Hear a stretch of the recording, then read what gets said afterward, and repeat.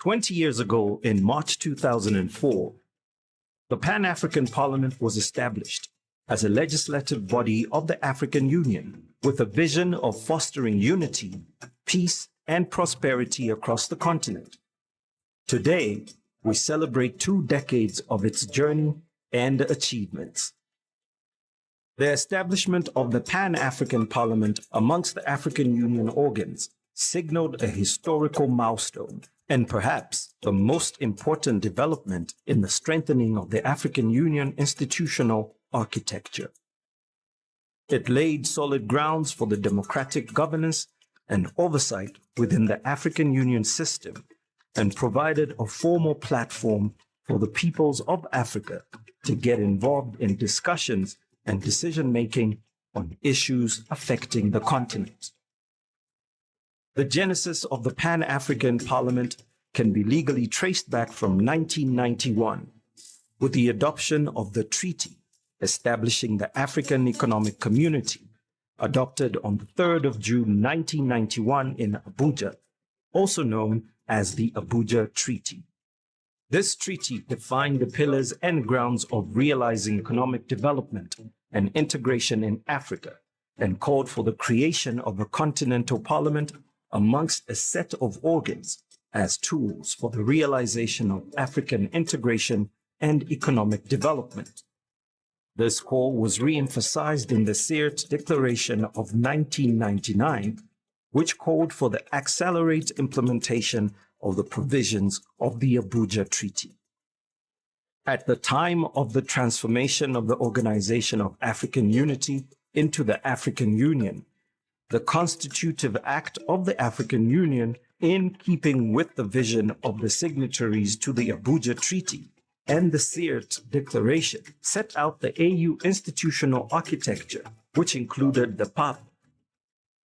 The Pan-African Parliament celebrated its 10 years of existence in March 2014, a year which coincided with the adoption on 27th June 2014 in Malabo, Equatorial Guinea, of the Protocol to the Constitutive Act of the African Union relating to the Pan-African Parliament, PAP Malabo Protocol, which once enforced will transform the PAP into a quasi-legislative body of the AU.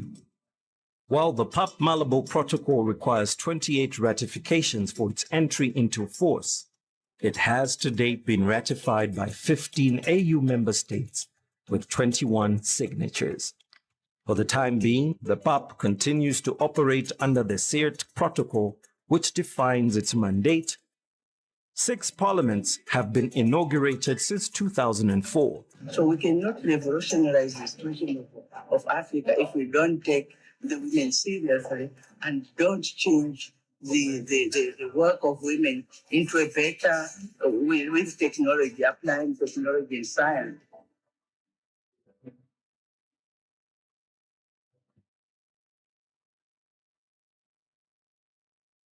À ces effets, je sollicite la participation active et sans réserve des parlementaires nationaux, régionaux et panafricains à soutenir la position commune et unique de l'Afrique pour d'un côté des gouvernements africains par l'enjeu des soins techniques, mais politiques. Il s'agit d'affirmer le soutien des parlementaires et des sommes à tous les échelons régionaux que vive le protocole de Kyoto pour la survie de notre continent.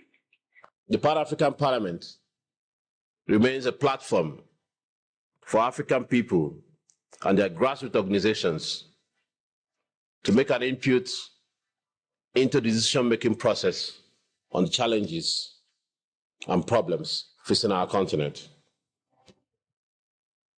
La première leçon que je tire, c'est que le Parlement est en bonne voie. La deuxième leçon, c'est que nous avons pris un certain nombre de résolutions, notamment cette résolution concernant la ratification du protocole de Malabo, qui fera du Parlement panafricain un organe législatif. Et nous pensons que ce message doit aller dans chaque État partie pour que nous puissions ratifier. We've gone some way in reviving, renewing, repositioning, and reinvigorating the Pan-African Parliament in line with our whole strategic track. We have a lot of issues on this continent. As people have confidence in us, they are simply saying, you are the right people to push the agenda of the continent. And the agenda of the continent is littered with a lot of challenge. The PAP has made commendable efforts in promoting the ratification, domestication, and implementation of the AU shared values instruments, including the ratification of the African Charter on Democracy, Elections, and Governance, African Union Convention on Preventing and Combating Corruption, African Charter on Values and Principles of Public Service and Administration, African Charter on Human and People's Rights on the Rights of Women in Africa, amongst others. The 20th anniversary commemoration serves as a platform to educate citizens about the PAP and ignite conversations about the future of the Continental Parliament in line with its mandate. The occasion further serves as a reminder to decision makers around the continent to fulfill their commitment to the PAP by ratifying its revised protocol, now 20 years after sanctioning its establishment. The Parliament has embarked on a process of reviving, renewing, repositioning, and reinvigorating itself to outline a vision for the future, identifying key areas for improvement and expansion, and emphasize the role of the Parliament in the African Union's Agenda 2063 and other regional development initiatives. It's time to reflect on the journey and chart a path forward.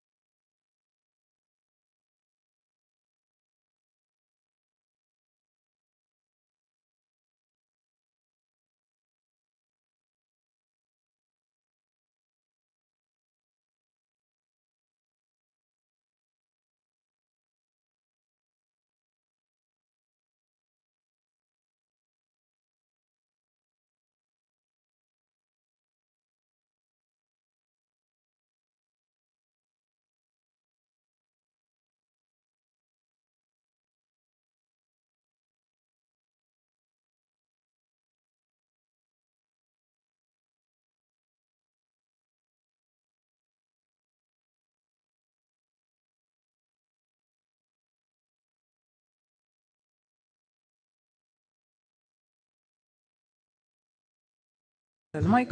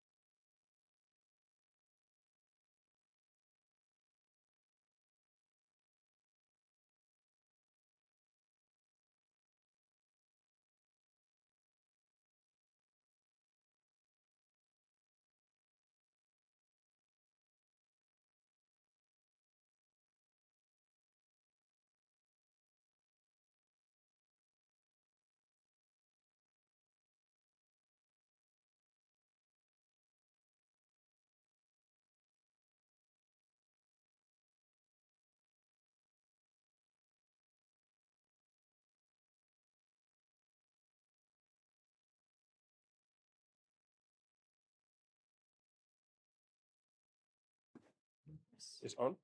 Is he behind me? I should announce.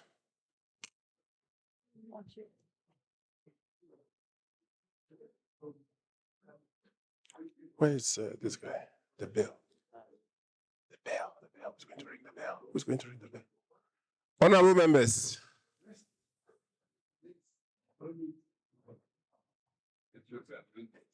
Honorable members. Mr. President.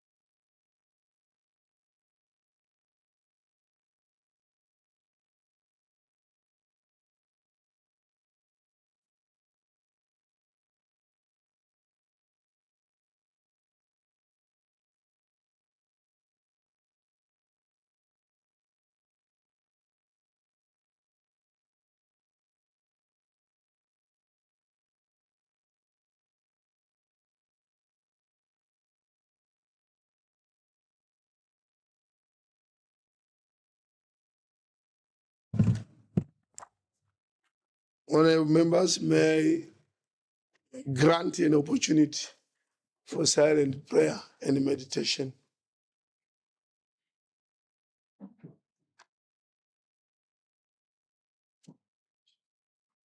Thank you.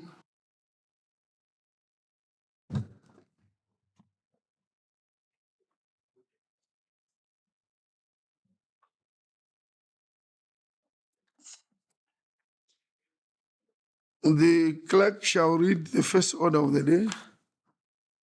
No, sorry, wait.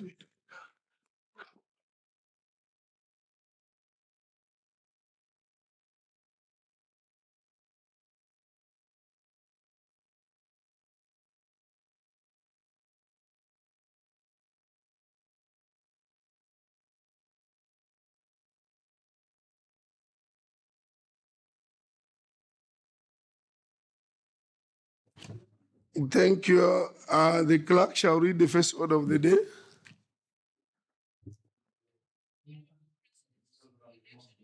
Vice President of the Pan-African Parliament.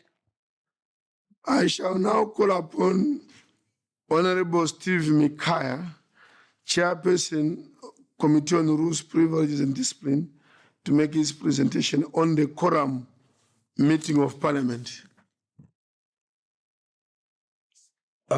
Thank you very much, Your Excellency. Good afternoon. I designated the rapporteur to do the needful on this first part because I have another presentation to make after this business. Thank you. Okay, fine. The rapporteur can proceed. I should have also apologized for the late delay. It's all because this issue of quorum, one of the Committee on Rules to have something in writing, and also the Northern Caucasus delegation, which sought to meet us to express some views on some issues relating to the quorum issue. So the rapporteur can proceed. Rapporteur can proceed.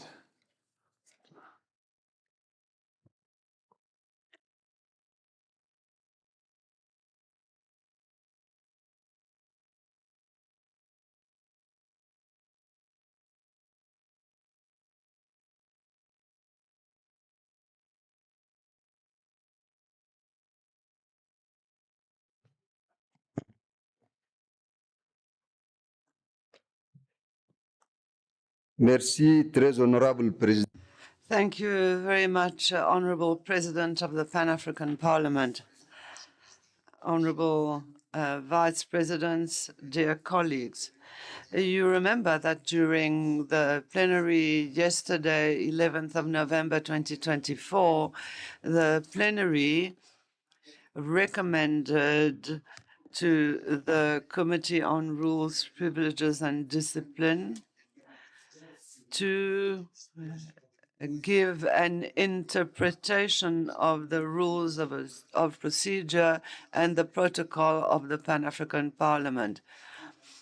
The committee met in room 3 instead of room 1 initially planned, with some delay because there was no electricity. The agenda of the committee was the interpretation of provisions of the rules of procedure and the protocol of PAP on the issue of quorum. After having heard opinions from the members of the Committee on Rules and after having consulted the rules of the protocol 12.1 and 55, 16.6 and 22.7 of the Rule of Procedure of the Pan-African Parliament, the committee gives the following recommendation. The quorum is a condition for the holding of a plenary, and it is the simple majority of the members. The nomination of members of the Bureau can only happen by election. So no consensus without a quorum. This is what the rule says. The committee suggests to plenary the holding of a hybrid session in compliance of the decision of the Executive Council of 2001 and in compliance with the practices currently in place within the organs of the African Union, to have the necessary quorum for the election of the first Vice President of the Pan-African Parliament. Thank you, Mr. President.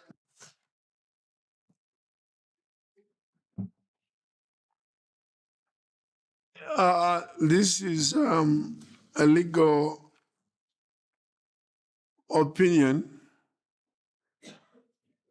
and it is done. That's the way they have seen it. They suggest we engage MPs who are not in the room to join virtually if we don't have a quorum.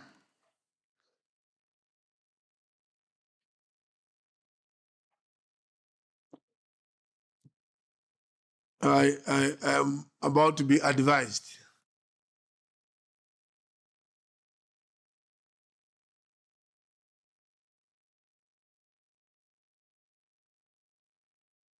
Give us some opportunity. Let's count how many today we are, and we see how many more we need. And I think each one of you, if they called somebody, an MP or each delegation can call those who are not here, we can have a quorum very soon.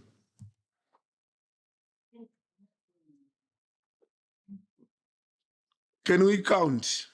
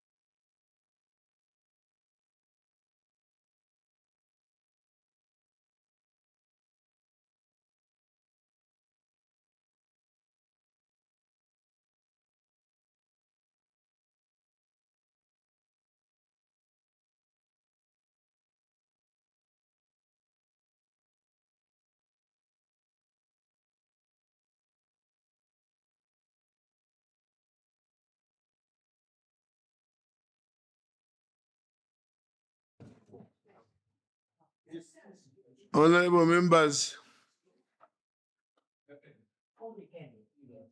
the first counting is being amended because some members came a bit late, they just arrived. But we seem to be going down from yesterday. We thought today we'll go up.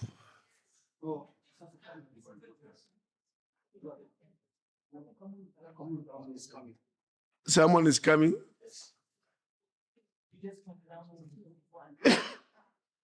Anyway, we seem to be going down still.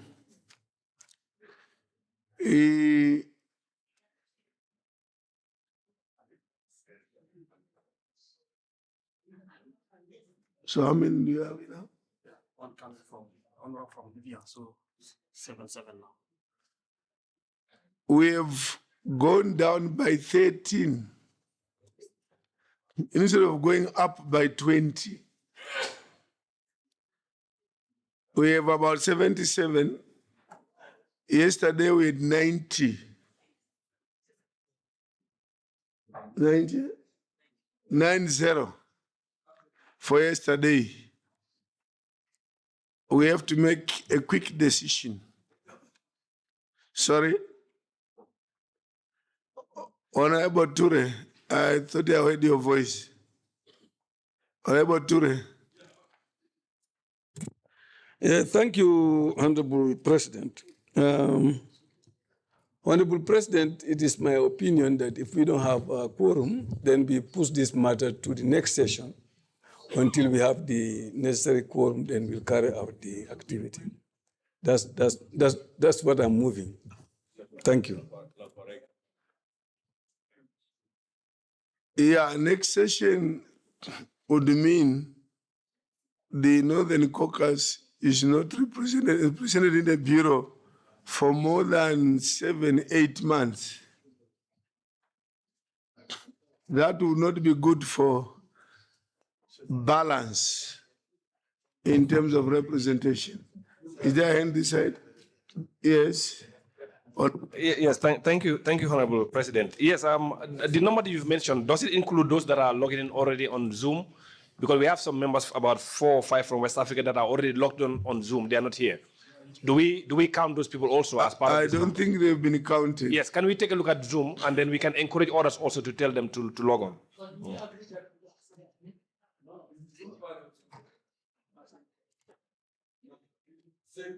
Present and voting. Yeah, present. Present and voting. Yes.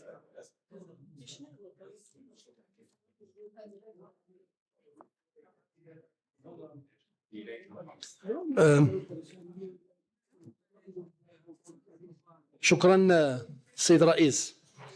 Thank you, Mr. President.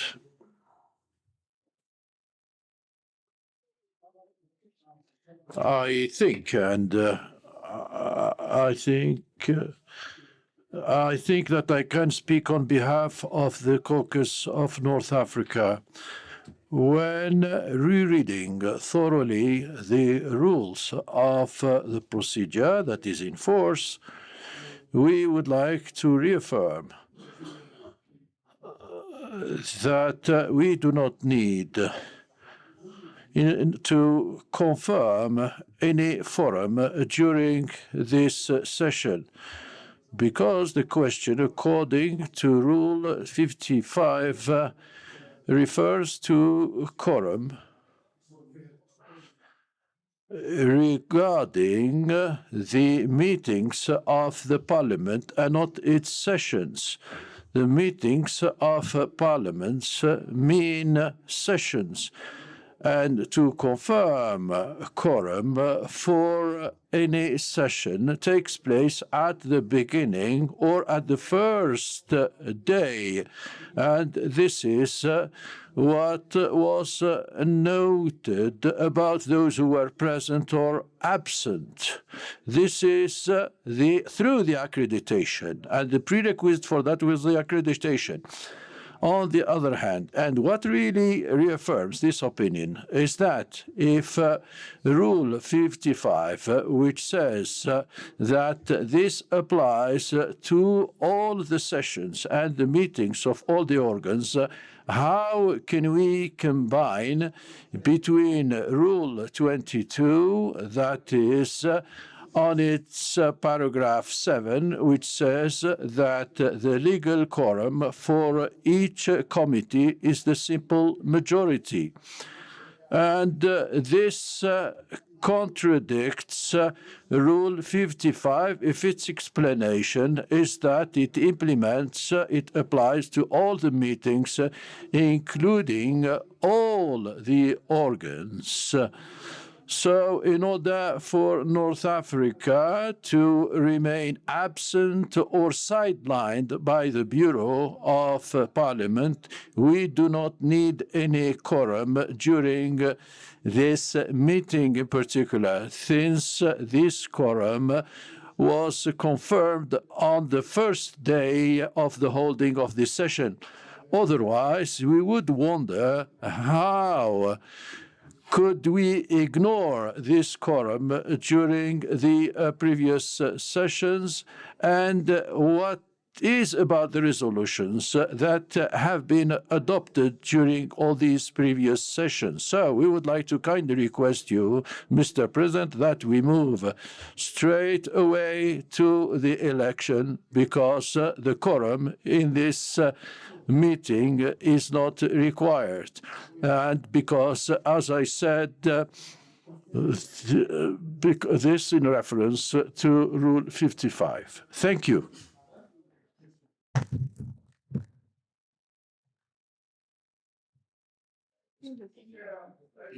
A person of the Northern Caucasus, Honorable Yusuf. شكرا سيد الرئيس. I thank you, Mr. President, for giving me the floor. I do also reaffirm what was referred to by Dr. Abd Samad, who has a doctorate in constitutional law. We, as a caucus of Northern, and in my capacity as the chair of this caucus during this session, we met yesterday and we discussed the event which took place yesterday, and we had a discussion on the presence on the existence of a mechanism, and this is what we have came out with. And I think this is what he said is quite realistic and logical, and represents the opinions which we have heard after the meeting we held yesterday, and that the effective presence should be taken into account from the day of accreditation when we joined this session, because our presence in this session was recorded when we joined the session. If our registration is not important, why would we queue up? Would you queue up at the beginning of this session? So I would like to reaffirm what my colleague has said, as that our presence has been recorded since we entered first, we joined first this session, and we would like to kindly request the clerk of this parliament to tell us about our effective presence since the first day of this session. Thank you. Mr. President. Monsieur le Président. Monsieur le Président. Mr. President.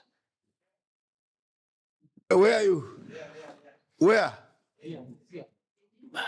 Stand up. Mr. President. Oh, yes. Okay, from there, I go. Okay. Mr. President, because of the importance of this subject, and also considering what the harm that this issue could goes to the Northern Consensus. So this rule needs a very thorough explanation. And yes, is the translation? Could you get the translation now? Can you hear the interpreter? Shall I repeat, Mr. President? So I was saying, considering the importance of this issue and all the harm that it can cause,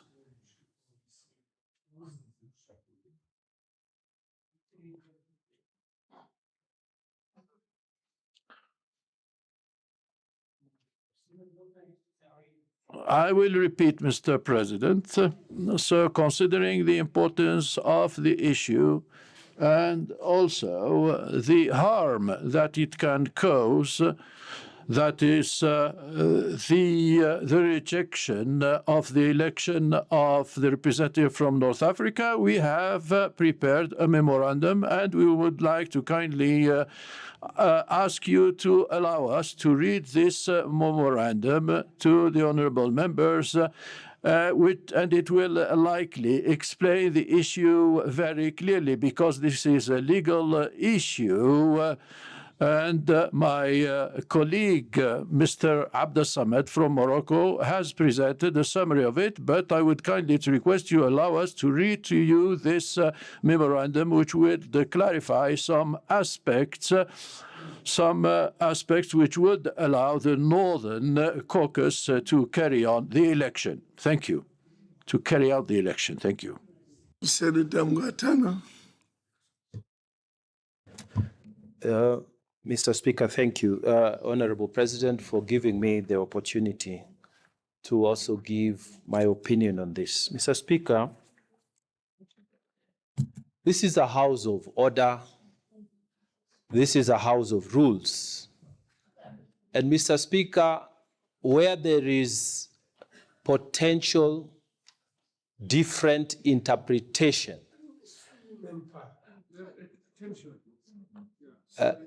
I'm saying, Mr. Speaker, let me repeat, the French is not on, I think. But I'm saying, Mr. Speaker, that this is a house of rules and this is a house of order, and we are all under the Speaker or the President in this case, where there are two potential interpretations. And the first one is the one that was given by the chair, the rapporteur of the Rules Committee, and the second one is the one that has been given by our colleagues from the Northern Caucus. Mr. Speaker, you are in charge of these rules. You are in charge of the House. And where there are two potential interpretations, the buck stops with you. Mr. Speaker, if I may, I am, in fact, convinced and persuaded that, like all other parliaments, even where it is not provided for in the rules or where there are potential interpretation issues, the Speaker will normally retire to his chamber, write a considered ruling, and come and give guidance to the House so that matters are put to rest and we proceed. So, Mr. Speaker, in this case, I wanted to just say that that should be the way for us to go. But before I sit, I wanted to persuade you, Mr. Speaker, that it will be unfair for our brothers in the North to stay without representation in the Bureau because of interpretation that is not favorable to them. Mr. Speaker, let us find a way to end this matter. If it is consensus, let us finish this matter, Mr. Speaker. Let us finish it, and it can be finished by you giving a rule, and we finish this matter. I thank you, Mr. Speaker. Monsieur le Président, thank you. Two things. I am definitely going to give a ruling. That is coming. Then the other thing is, I want to praise all of you. Look, today, we are discussing, debating in a very mature way. It's cool and nice, and this is very good, and we'll find a solution. Yesterday, we didn't get a solution because people were too annoyed. There was too much emotion. And then the whole thing got crowded in some more of politics than law. I love what you are doing this morning. You are quiet, you stand up and speak, give your views, sit down. But indeed, you are right in the rules. When we have these differences, the chair has to give a determination. And I can assure you it is coming, how we move forward. There's a voice somewhere saying, Mr. Speaker, Mr. President, Mr. President, is that Honorable Bodibik? Mr. President. Honorable Bodibik? Yes.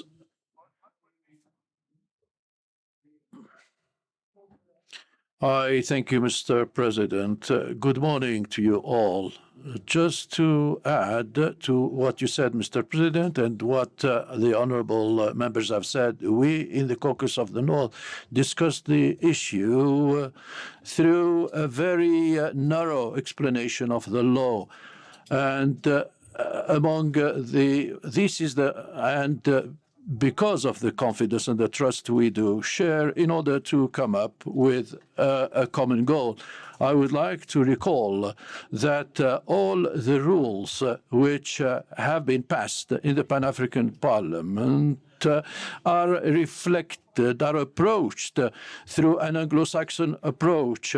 We have a different election model in the north that is more francophone. So there are two manners or two systems even for conducting the sessions, even if they are not conflicting, but there is a difference as concerns the counting of the quorum.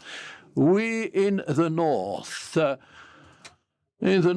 consider that the first rule that we have to refer to is the Sirte Protocol, which was adopted in 2001 and which states in its rule number 12, paragraph 2, that election for the members of the election takes place through the counting of the majority of the presence in any case. And this protocol prevails over the rules of procedure, and it is still in force.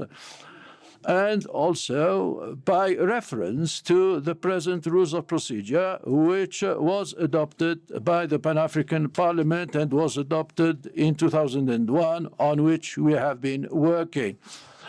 There is an approach. There are rules that refer to election, such as rule number 16.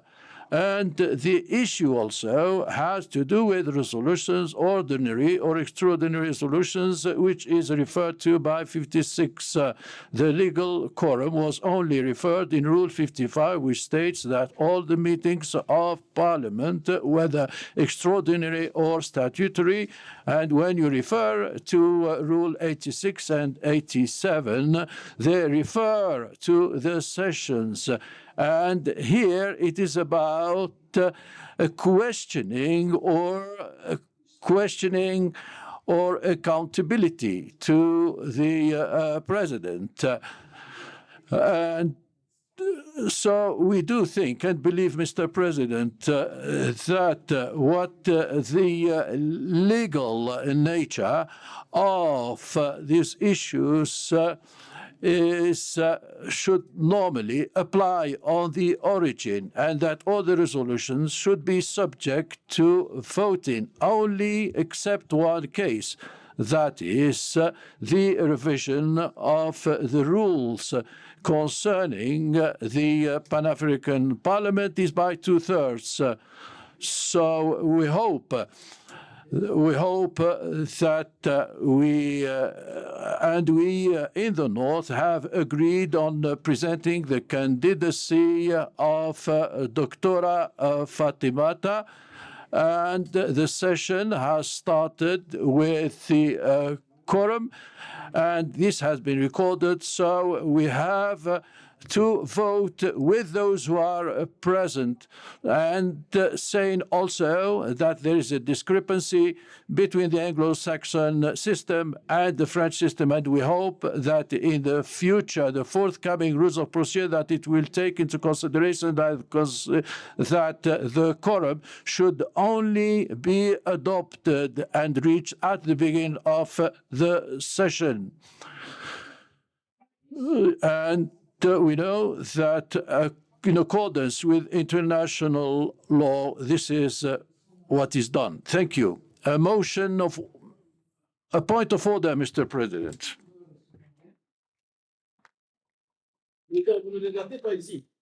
Please, when a member is on the floor, let's avoid disorderly interjections. Who is next on the floor? Sorry, okay, yes. There are two, Fanyo and who? We need an apologize. Fanyo and who? The name? Alphonse. Okay. Monsieur Now, le Président. Can we give this rule? Yesterday we debated. Today we can debate for another 10 minutes per person. Yeah, 1-2 minutes, just assist us way out rather than going round and round.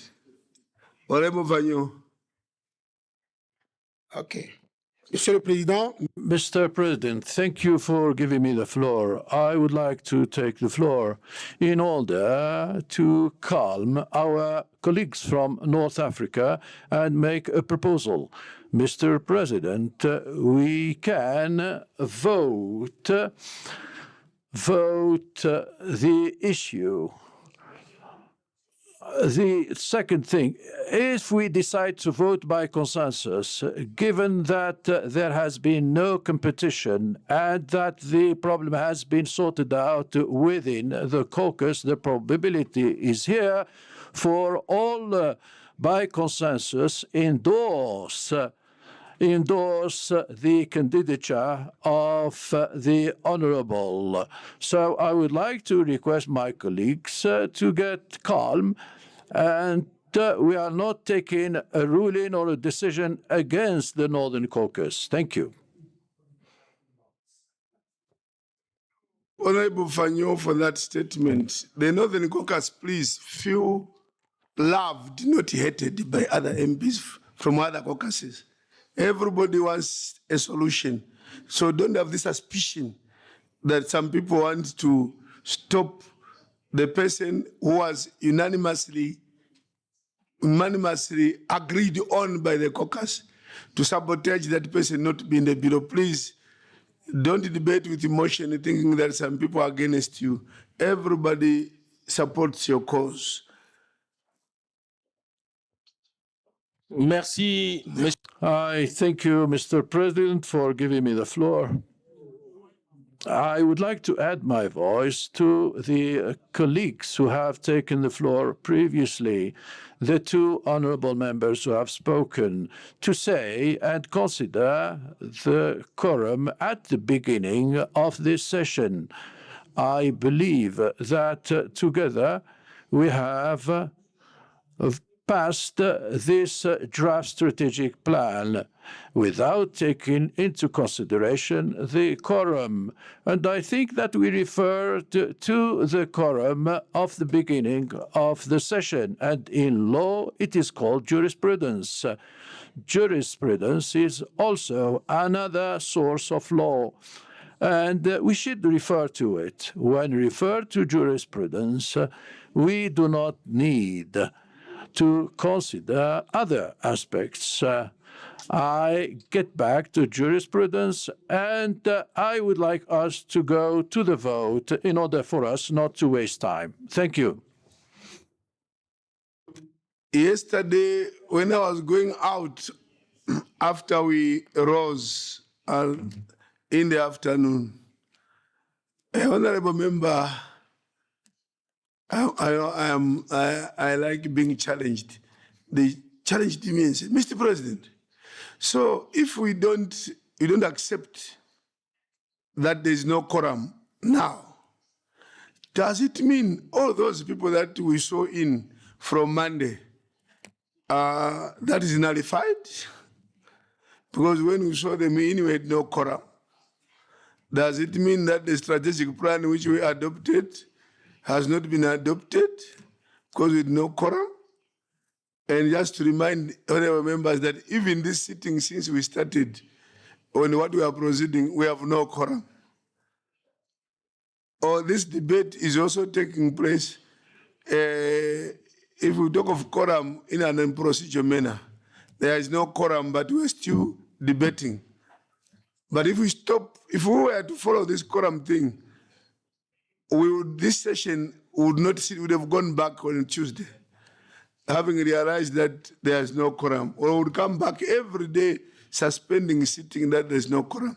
I think one day PAP will have to think a way forward. This quorum issue for PAP to achieve sometimes almost impossible, unless we have virtual attendance.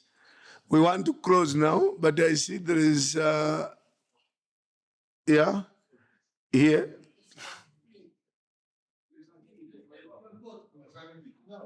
Otto Garepi, sorry, can you, mind you, Senator Mungatana made a correct observation, which is that the president will have to present a written rule, to make a ruling, proper ruling in writing. So, Honorable, go ahead. Thank you very much, Mr. Mr. Go ahead. Thank you, Mr. President. I'm a member of the Rules Committee, and we had a long time debating this, and I want to still contribute to say I'll give an example in my parliament. If we are two in the House and none of us called for a quorum, the business can still proceed. And for us, we can have even people in the offices there who came and registered here as coming for this session and decide not to come. And PAP will then break down because some people didn't come or decide not to attend the meeting. I think I want to go along with the honorable member who said, at this juncture, I think it is the interest of the people of Africa that should be respected.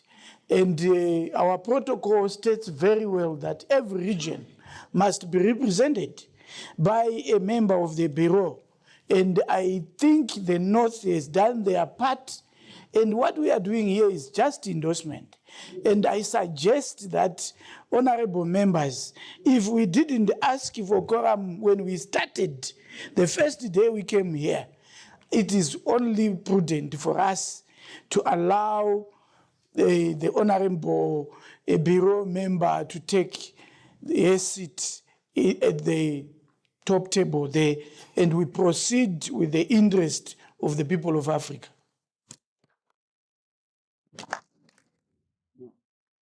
Président ici, ouais pas. Shukran. I thank you, Mr. President. I would like also to endorse all that has been said by my colleagues from the North African Caucus. I would like to ask two questions, with your permission, Mr. President, to you. The first question, why am I not seeing the voting ballots, you know? Because when you see those ballots, then you feel more comfortable. We would like to see these ballots here. The second question, Mr. President, is why it is only during the election of North Africa that we are referring to quorum. Everybody is talking about quorum. In this session, I would like to kindly ask you to provide us with a clarification. Please bring the ballots and put them here, because ballots mean democracy. Seeing the ballots would make us more comfortable. Thank you. I think that question is proper. Each time we have elections, we see ballot boxes. But this time, no, I don't know. Sorry, I don't know why. Even my voice is refusing to come out. Because it's a very difficult question. I'm also uncomfortable to reply. Let's wind up and we find a way forward. Do you think there's anything new? All right, Honorable Alex. Felix, sorry. Mr. President, I've been reflecting on this matter, and I've read through the rules, and I think we have one way to go. In most parliaments, we have the authority to suspend any rule. And when I read through the rules here, there is no rule that prevents us from suspending any rule. So I want to propose that we do agree to suspend Rule 55, which talks about the quorum, to enable us to proceed with our meeting. So in that way, Mr. President, I would like to formally move a motion that, considering the debate that has gone on here for two days, and considering the fact that we have been hampered by the presence of most members of parliament, some members are not present in the House, some members have gone for elections, some members have not been able to send their members to participate in this session. I therefore move that we suspend Rule 55 to enable us to proceed with the elections. Mr. President, I beg to move.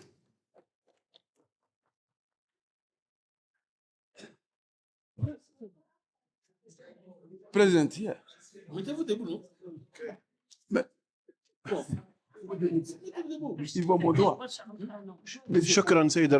I thank you, Mr. President. I'm from Tunisia.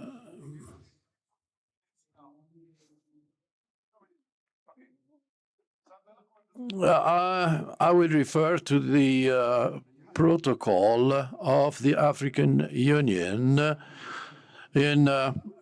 I will read it in French. The quorum for any session of the Pan-African Parliament is made up of the simple majority.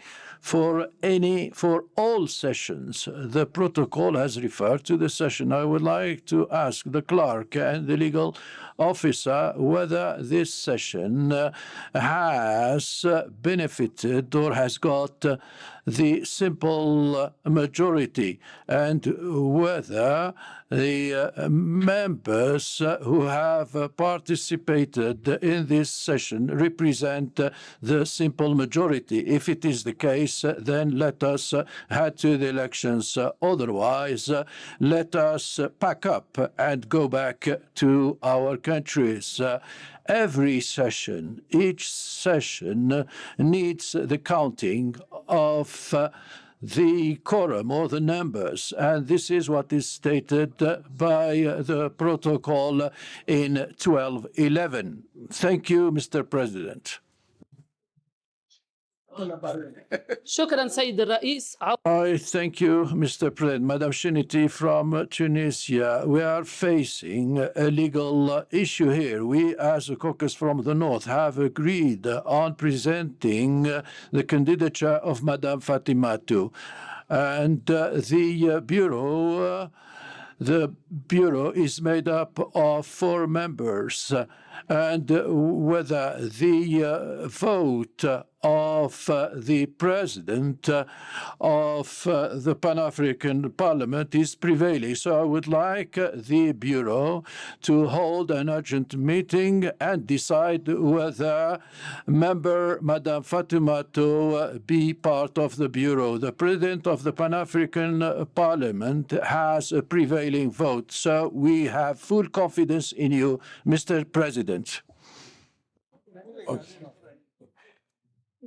Honorable Président, merci pour la parole. Honorable President, thank you for giving me the floor. I think that we should appoint a representative from North Africa in this session because in accordance with Rule 12, paragraph 10, it says the vacancy of the position of President and Vice President is filled during the session intervening after the vacancy. So the protocol is suggesting to us that we appoint in this session the appointment of the candidate. We will certainly not come up with a solution on the forum.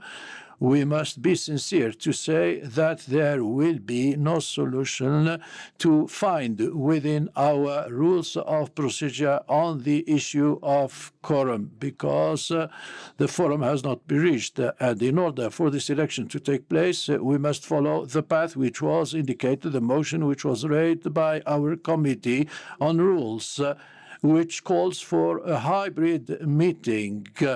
That is subsequent meeting. We in the DRC, we have experienced it, and it's been 10 years that we are holding sessions without a quorum. We have included this hybrid meeting when the quorum has not been reached. Then the session is adjourned, and then it's reconvened in 10 minutes so that the issue of the quorum is not taken into account. So you have the possibility as the President regarding this motion to suspend the session and come back after 10 minutes and then proceed without taking into consideration the quorum. Because if we refer only to rules of procedure and the quorum, we will not come up with a solution. This is a track which should have allowed the Committee on Rules to come up solutions on holding virtual meetings. So for the time being, we will do it only because we have to sort out the problem, but for the future, we will have to introduce it within our rules of procedure. Thank you. So we concluded, maybe I've been too much this side. This side, no. I don't see in there. Anyone on this block? Yes?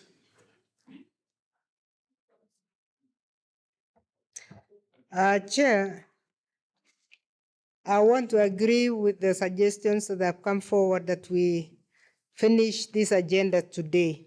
And I want to take us back to Rule 56 on voting and what voting actually means. Because in Rule 56, voting is supposed to be a decision.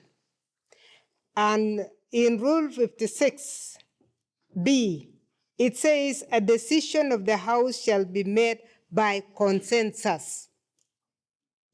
And then Rule 56C says it is where there is no consensus decision of the House that we vote by 2/3 majority of the members present. There seems to be clear consensus in the House. And Mr. President, the consensus started from the North. Already the North have given the lead by giving us consensus. They have even the candidates that were two initially, the male candidate stepped down. So we only have one candidate.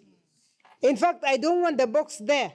Yes. I want us to make the consensus to go through and we make a pronouncement of this candidate, Mr. President.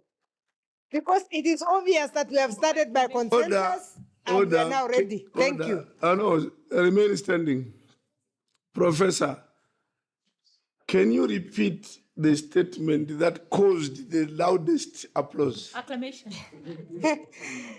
The one that caused the loudest acclamation, and it is what I believe, Mr. President, is that consensus yesterday took place from the North. They gave us two candidates, and one candidate from Mauritania stepped down. So we only have one candidate. And because consensus does not really require the box, consensus is when the whole House says yes. So my suggestion is that we will vote by acclamation that you give us the ayes and the nays, and we will make acclamation now and we finish it. We don't need the box. She's saying we don't need a ballot box. She's saying we don't need a ballot box. Is that the consensus again?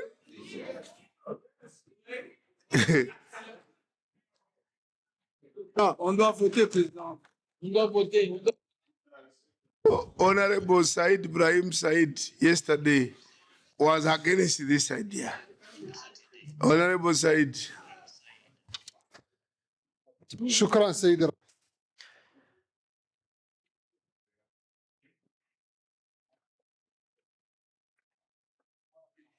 Thank you, Mr. President. I would like to ask our honorable colleagues to understand what we were trying to say yesterday. We're not trying to block the situation or prevent us from moving forward. If you would rather vote in this way, we understand. But our point was that all the other vice presidents took their seats through an official vote, and we would like our candidate from the north to have the same legitimacy. And we don't see why this should be a problem. We don't want to have a situation tomorrow where somebody tells the vice president from the Northern Caucasus that they are not legitimate. I would like us to vote for our candidate so that she has that legitimacy. Thank you. That is the type of consensus that we want. From Egypt, Asna. Hosna, yes. Yes. Thank you, Mr. President. I will speak this time in Arabic so that all the North Caucasus, they understand me. I was not able to attend the meeting last night. أنا من الشمال وأكتر واحد. So this is an issue that's obviously very close to my heart, and I am very supportive of our candidate. But I think that we need to respect the law and the rules to ensure that our vice president has legitimacy, as my honorable colleague has just expressed, so that there are absolutely no doubts as to her legitimacy on the Bureau. And so in terms of the rules and in terms of everything that has been discussed this morning, we spoke about the issue of quorum and the fact that we did not have a quorum to vote in the strategic plan or for colleagues taking the oath. And so let us follow the protocol of the African Union. Let us not allow the Pan-African Parliament to lose credibility. And please allow North Africa to be represented officially, but according to the rules.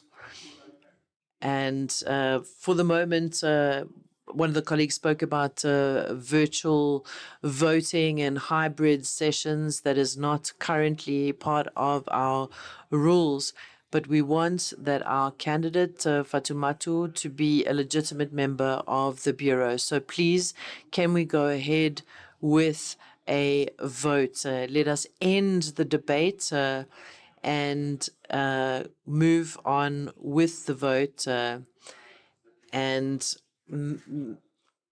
let's find a final solution to this problem. Said a lot of good things, some of them contradictory. Some of them contradictory. Yes, next to the professor. In red. Thank you, Mr. President. Mr. President, I think you, in terms of legitimacy, when this House votes by acclamation, we agree that the candidate has passed as the Vice President, the candidate will have all legitimacy of the House. And if the President gives that direction, then we vote, then, Your Excellency, you have actually said that you want the North to not go 7 months without being in the Bureau. That means you care for the North being in there. But the North seems to be against this vote happening. They're the ones that are actually having a problem. They've given us a candidate and they're actually contradicting the vote. Can you tell us, are you not for this candidate? Because there's something going on in the North, and we are willing to give you legitimacy by voting by acclamation to put the Vice President in so that the Vice President can actually be able to represent you on the table. We will vote and the Vice President will take the seat there. That is legitimacy. How much more legitimacy do you want? Tell us if you don't want the candidate, because it seems that there is a problem in the North. If you want the candidate and you've presented the candidate to us, allow us to vote by acclamation and let us have the first Vice President take her seat and be legitimate in office. Thank you. That is what I say. Yeah, I'll come. Monsieur le Président. I'll come to you, Honorable Yusuf, as the last one, as chair of caucus, to summarize everything, not now. Yeah, we should end this debate. And some are already signaling me that let's close the debate. Let's close the debate. We need to close the debate. Yes, we close as I give the acting chairperson or the caucus to summarize. Yeah. Shukran, Sayyid Rais. Thank you, Mr. President.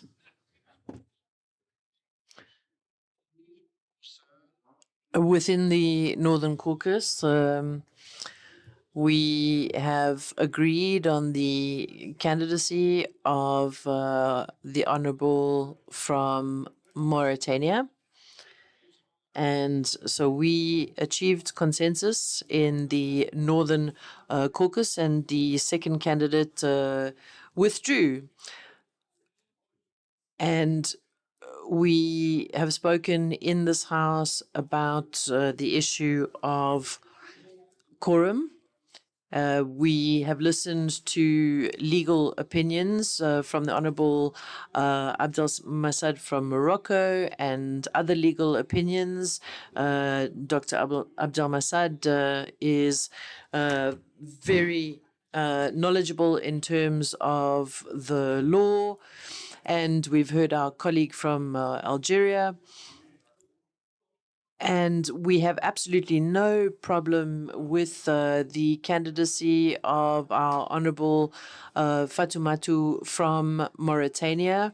We are all in agreement in the Northern Caucus, and we're asking for you, Mr. President, you and the Bureau, to ensure that our candidate finally takes her seat at the table.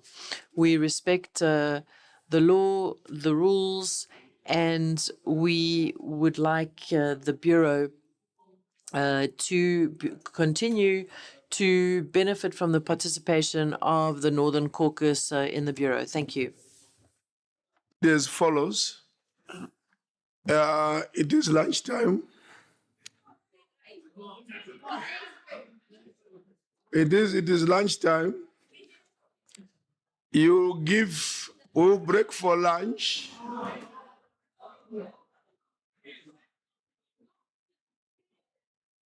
No break, Mr. President. Monsieur le Président. No break. Please. No break. No break, Monsieur le Président.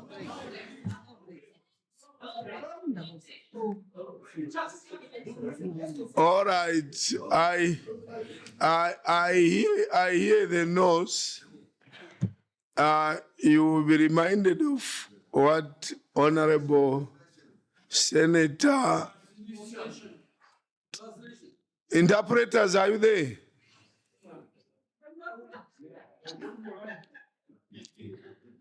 Interpreters, are you there? Yes, sir. Interpreters are online. Yes, sir. Yes, Mr. President. You know, when you are in this chair, you have to think. If it is by consensus, we can finalize now. But if it is going to involve voting, then it means we have to break for lunch to enable the staff to bring the necessary instruments for voting. Because it will take us another 30, 40 minutes sitting here. Yet we can break, they prepare, and we move.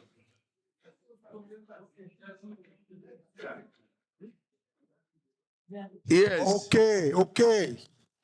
So break now. Right. So if we are going to do it by consensus, then we close now and do consensus. But among yourselves, some are saying, no, consensus we don't want. We want to vote.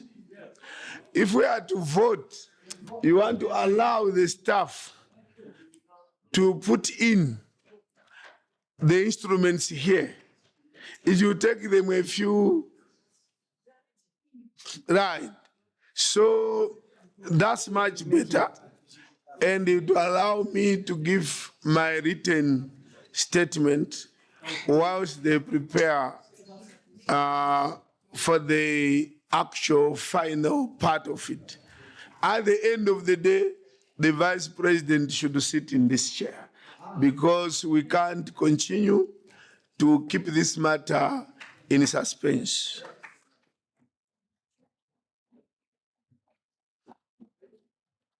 So we come back at 2:15, 2:15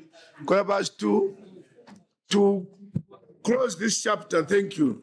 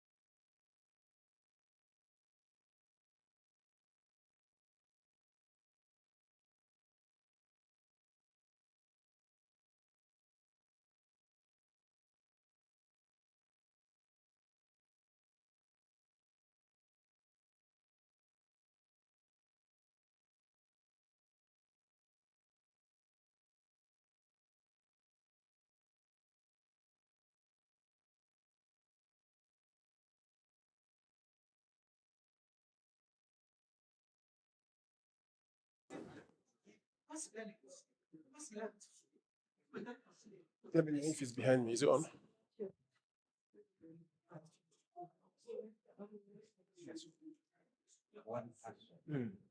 As long as the caucus agrees.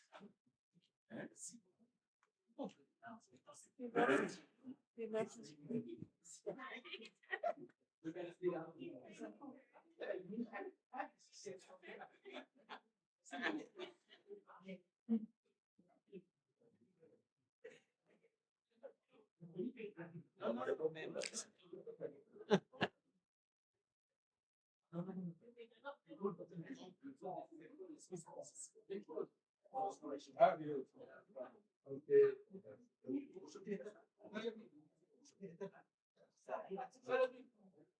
Oh, okay. Okay. Okay. He's going to the washroom.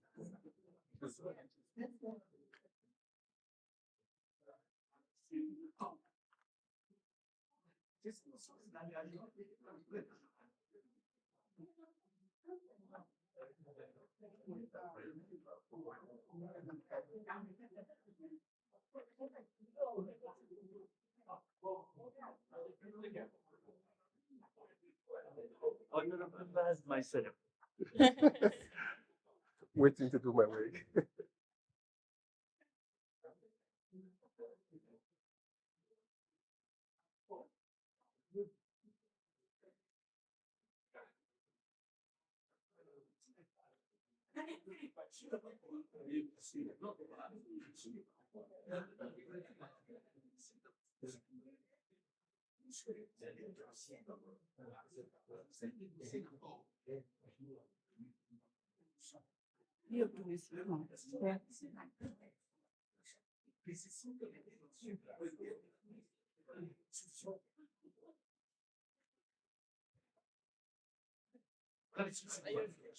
Come on.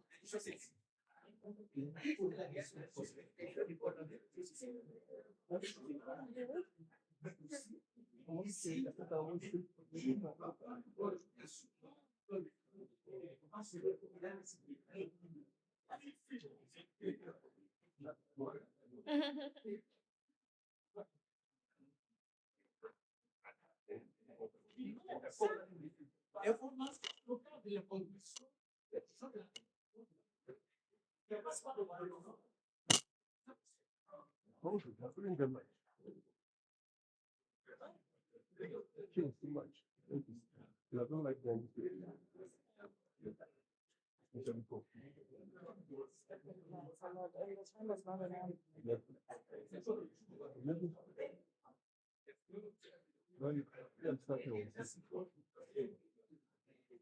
Because maybe you can make the vice president the look at the right?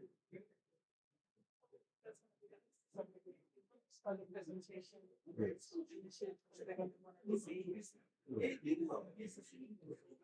Then convict is no problem. In fact, we will be late.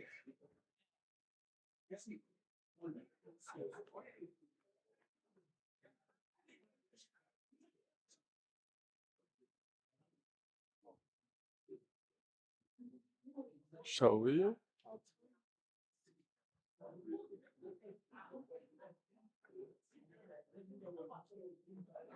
Now.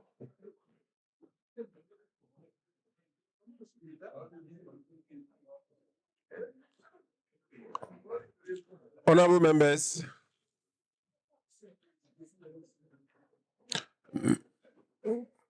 Mr. President.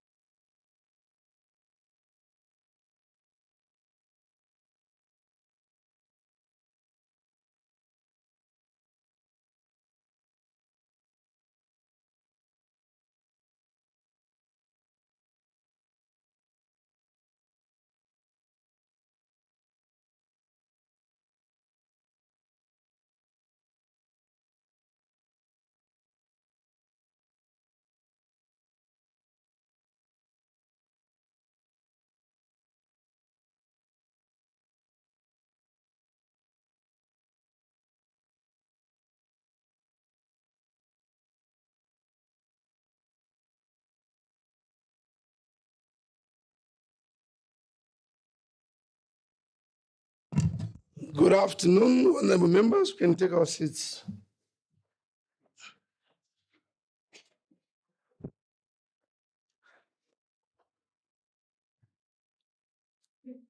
This is your speech.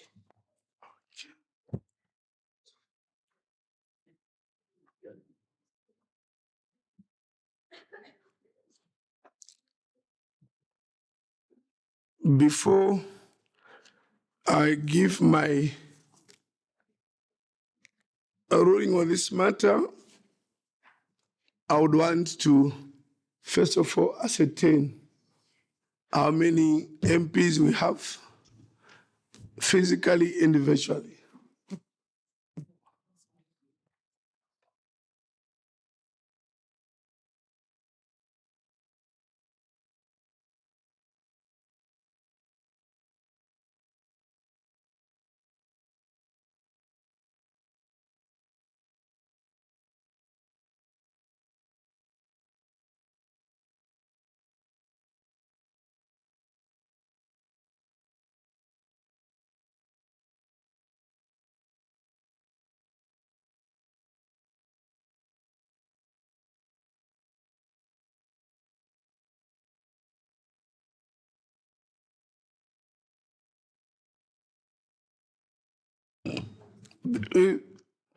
Order, because we are counting numbers for attendance register.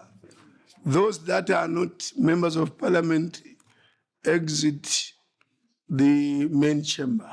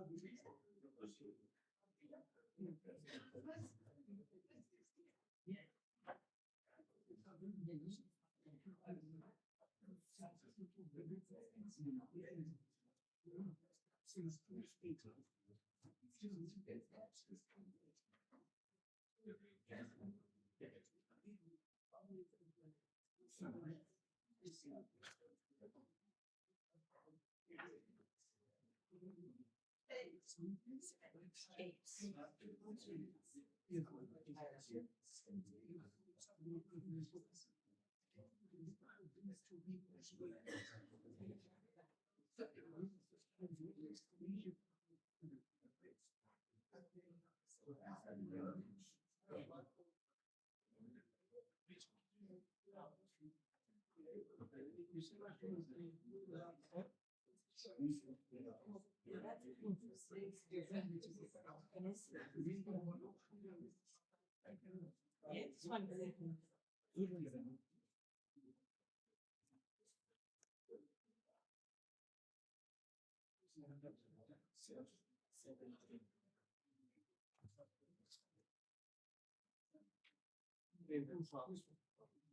only two.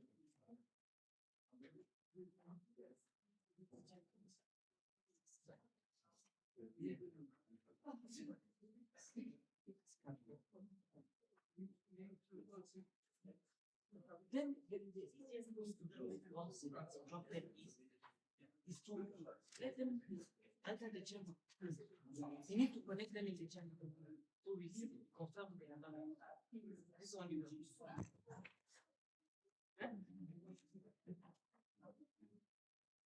Which one?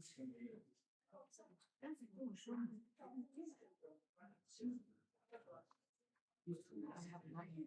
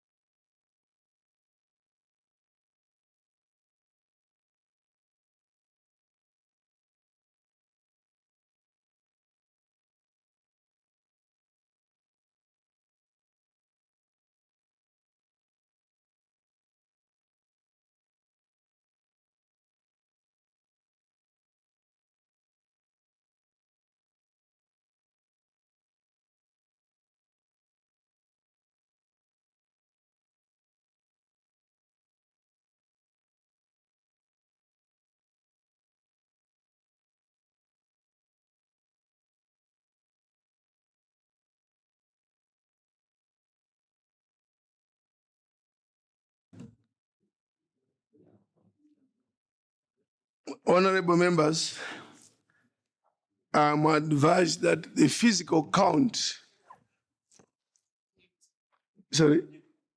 79, that's the physical count, plus 3 online. Sorry? Online, how many? There are 4. Jacob, the IT person. Where is Jacob? Mr. President, I'm here. Where are you? I'm in the control room, sir. Control room, good. How many do we have on? We have 4, but Honorable Alhaji Mbao is on the floor, so it's 3 online. Alhaji Mbao is here.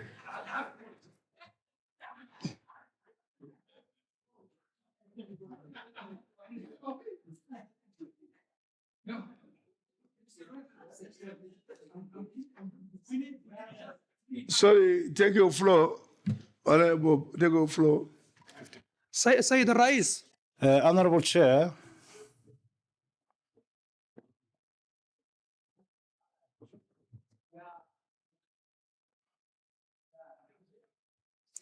yes, Honorable Chair,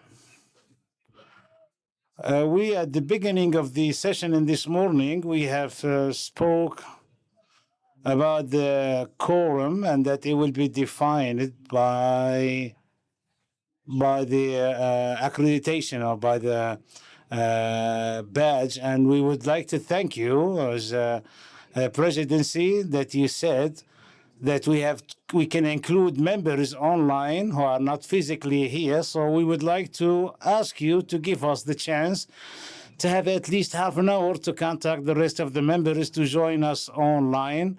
Especially that we have contacted now the chairs of the caucus, and we are working in order to get the highest number of members to join us online. So I would like to give us the chance to work on that. Thank you. Then that brings me to expressing my views and determination. I have received advice before doing this from within your debates, from our legal counsel seated over there. They've also given me advice. We met as a bureau over lunch. The bureau made its input. As a way forward, let's agree first that having a quorum is sacrosanct, legally sacrosanct. We cannot ignore the quorum. Otherwise, we invite unnecessary and avoidable legitimacy issues and even legal issues. We are all in this room educated, experienced leaders. So where it leads to the infringement of the law, as parliamentarians, we avoid. So I will not go into details of what Article 12.2 says, 12.11 says. I think we have heard too much of this from the debate. But at the same time, I want to emphasize that the spirit of the African Union in forming its organs is that they want inclusivity and regional balance. Regional balance is a principle that is clear in Article 12.2 on regional representation, which reflects the AU's vision of fostering unity and inclusivity across Africa's diverse regions. This provision exists to ensure that the legislative processes within PAP remains inclusive, reflecting the voices and interests of all AU organs. Any rule or interpretation that limits or obstructs this requirement would compromise the PAP's purpose and contradict the AU's foundational principles. So the intention of Article 12.2 is further reinforced by the fact that the Pan-African Parliament was established to serve as a continental parliament with a representative mandate. This mandate cannot be fulfilled if any region is excluded from participation.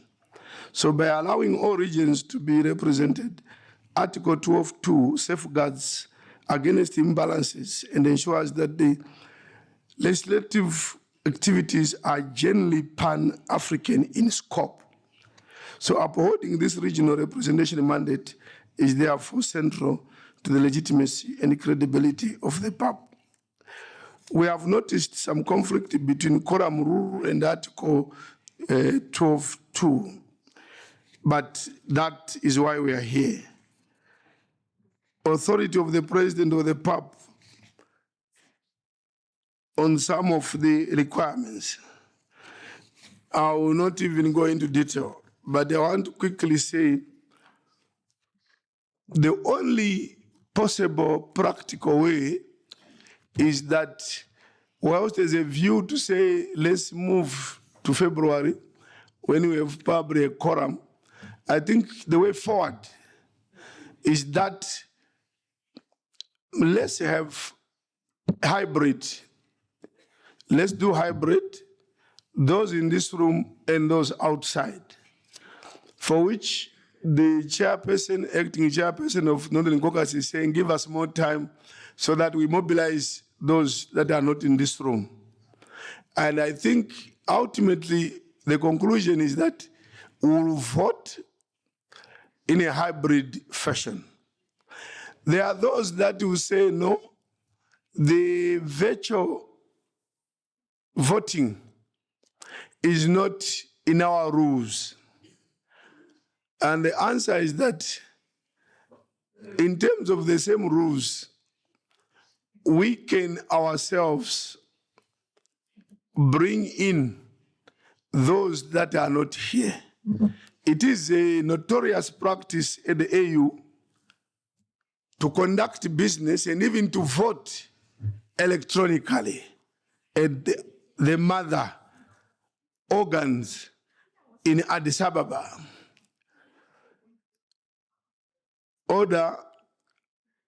Order here, order there. So I'm saying virtual voting or conducting meetings virtually is a practice of the African Union, and they do it every day. So PAP would not be the only one doing it. But the question arises is, right, where is it in the rules? First of all, during COVID, we conducted meetings as PAP, several of them, virtually.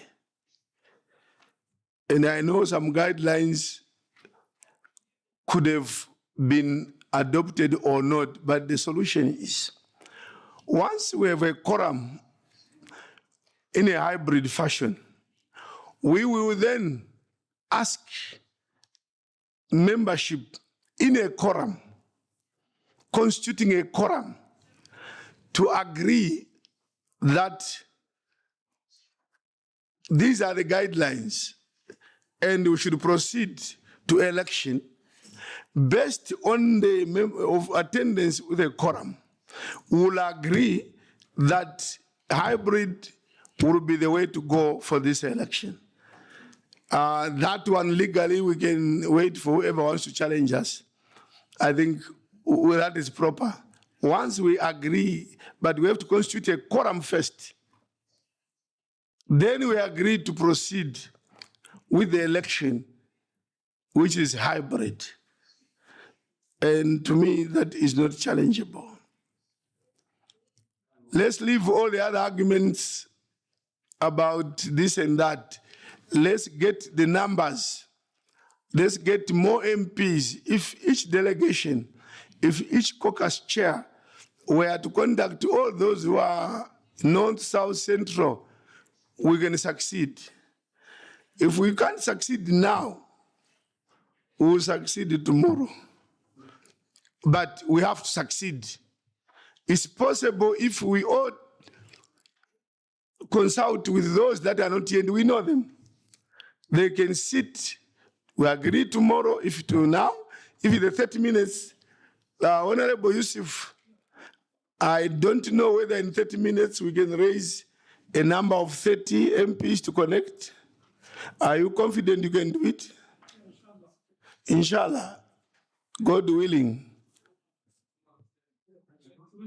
All right, I will allow 3 hands only.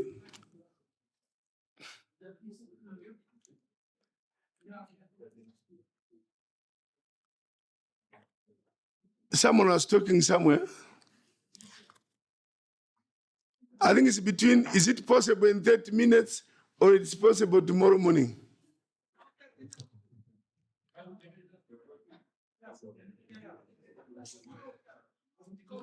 Okay, Honorable. Yeah, Said Rais. Mr. President, you know,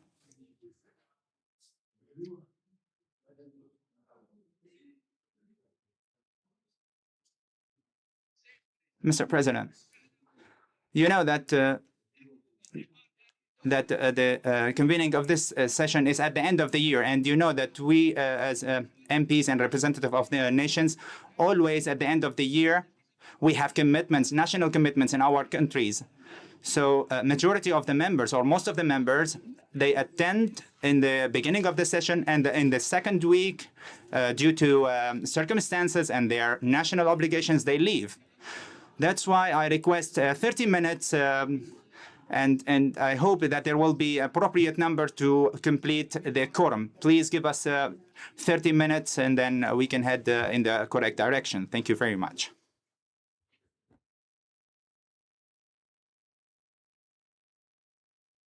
Minutes means 4:15, basically. By 4:15, Honorable Patrick, procedure. Thank you very much, Mr. President. I know you're struggling now to raise the numbers. But in politics, it's candidates that mobilize voters. I am here. I don't know who the candidate is. And I've been consulting, asking different colleagues of mine, who is the candidate? Up to now, I've not known the candidate. I have only seen the chairperson of Northern Caucus speaking. I don't know this candidate, whether she cannot speak. Since these deliberations began, an effort should be made by the candidate. Mr. President, and I'm pleading with you and this parliament, when there is no competition, these things we are going to be facing them now and again. Competitions for elections mobilizes voters to be around on the voting day. But we started here saying that once a caucus produces a candidate, it's fine. Now we are here struggling. It's amazing. If somebody is picking this since yesterday, we are here. The whole day we are looking for quorum. But if it was, this mobilization was done by the candidates themselves, I remember you on the day when you wanted to be president again. You worked so hard, even when I never wanted you to be president again. You worked so hard to ensure that we have members here. So now we are here with somebody who wants to be a president, not known, no poster outside, nothing, completely. That's why we are struggling. Even if you call members to come online, they are going to come online and ask who is the candidate, what is, you know, this, we are politicians, we know what goes on in politics. Mr. President, I plead with you, these 30 minutes, we are not going to achieve the numbers. Let us give another day. Let all caucuses know that there is voting. Let us share the poster of the candidate on all our platforms. And we plead with the members that please, on such and such a day, such and such an hour, we have a candidate. We need somebody in the bureau. Mr. President, once we are unable to achieve that, when members participate, I really think we are going to create a different situation. Because even when you ask me to vote, some people might say, may not give you the vote that you want. Because now you're dealing with the issue whether we vote or not. But you're going to deal with another problem. I cannot just vote somebody I don't know. Because that's now another problem. You may not raise the numbers. So can we really do what politics demands us to do? Thank you very much, Mr. President.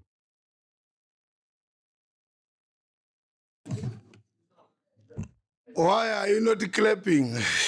I'm joking. No, clapping is from your heart. Clapping is from your heart. Anyway, we hear the submissions by Honorable Patrick from Uganda about who should be the candidate.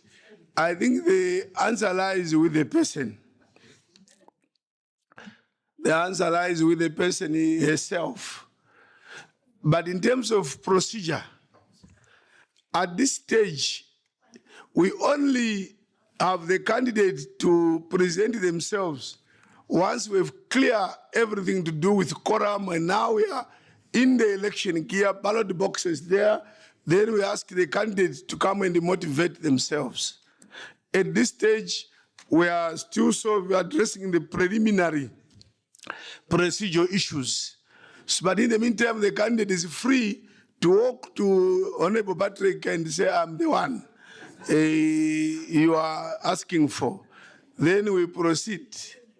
Anyway, Patrick, when Patrick has opposed the 30 minutes, he says, better we do it maybe tomorrow when we have adequate time. Honorable Brahim. Shukran. Thank you, Honorable President.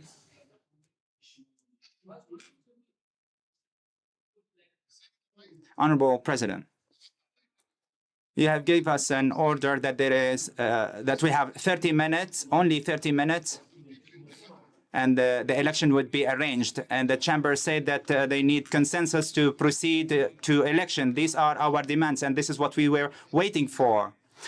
When we went for this 30 hours, maybe the Bureau met, and when the Bureau meets and the Northern Caucasus is not there, the North voice will not be heard to proceed to elections. And you have met alone with the absence of the Northern Caucasus to come up with a decision that satisfy all. Therefore, Mr. President, I call in the sake of unity of this Parliament and to move forward. North Africa is 7 countries only. The other regions, they have 12 or 14 countries. Therefore, North, if they come to this meeting, will not give you the quorum, and due to the number, not due to the absence of members. But 7 countries are not 14 countries. If the North Africa 14 countries, then the chamber will be full of North African members. Therefore, we support Mauritania to continue in this position, and there is no other different voice in our caucus.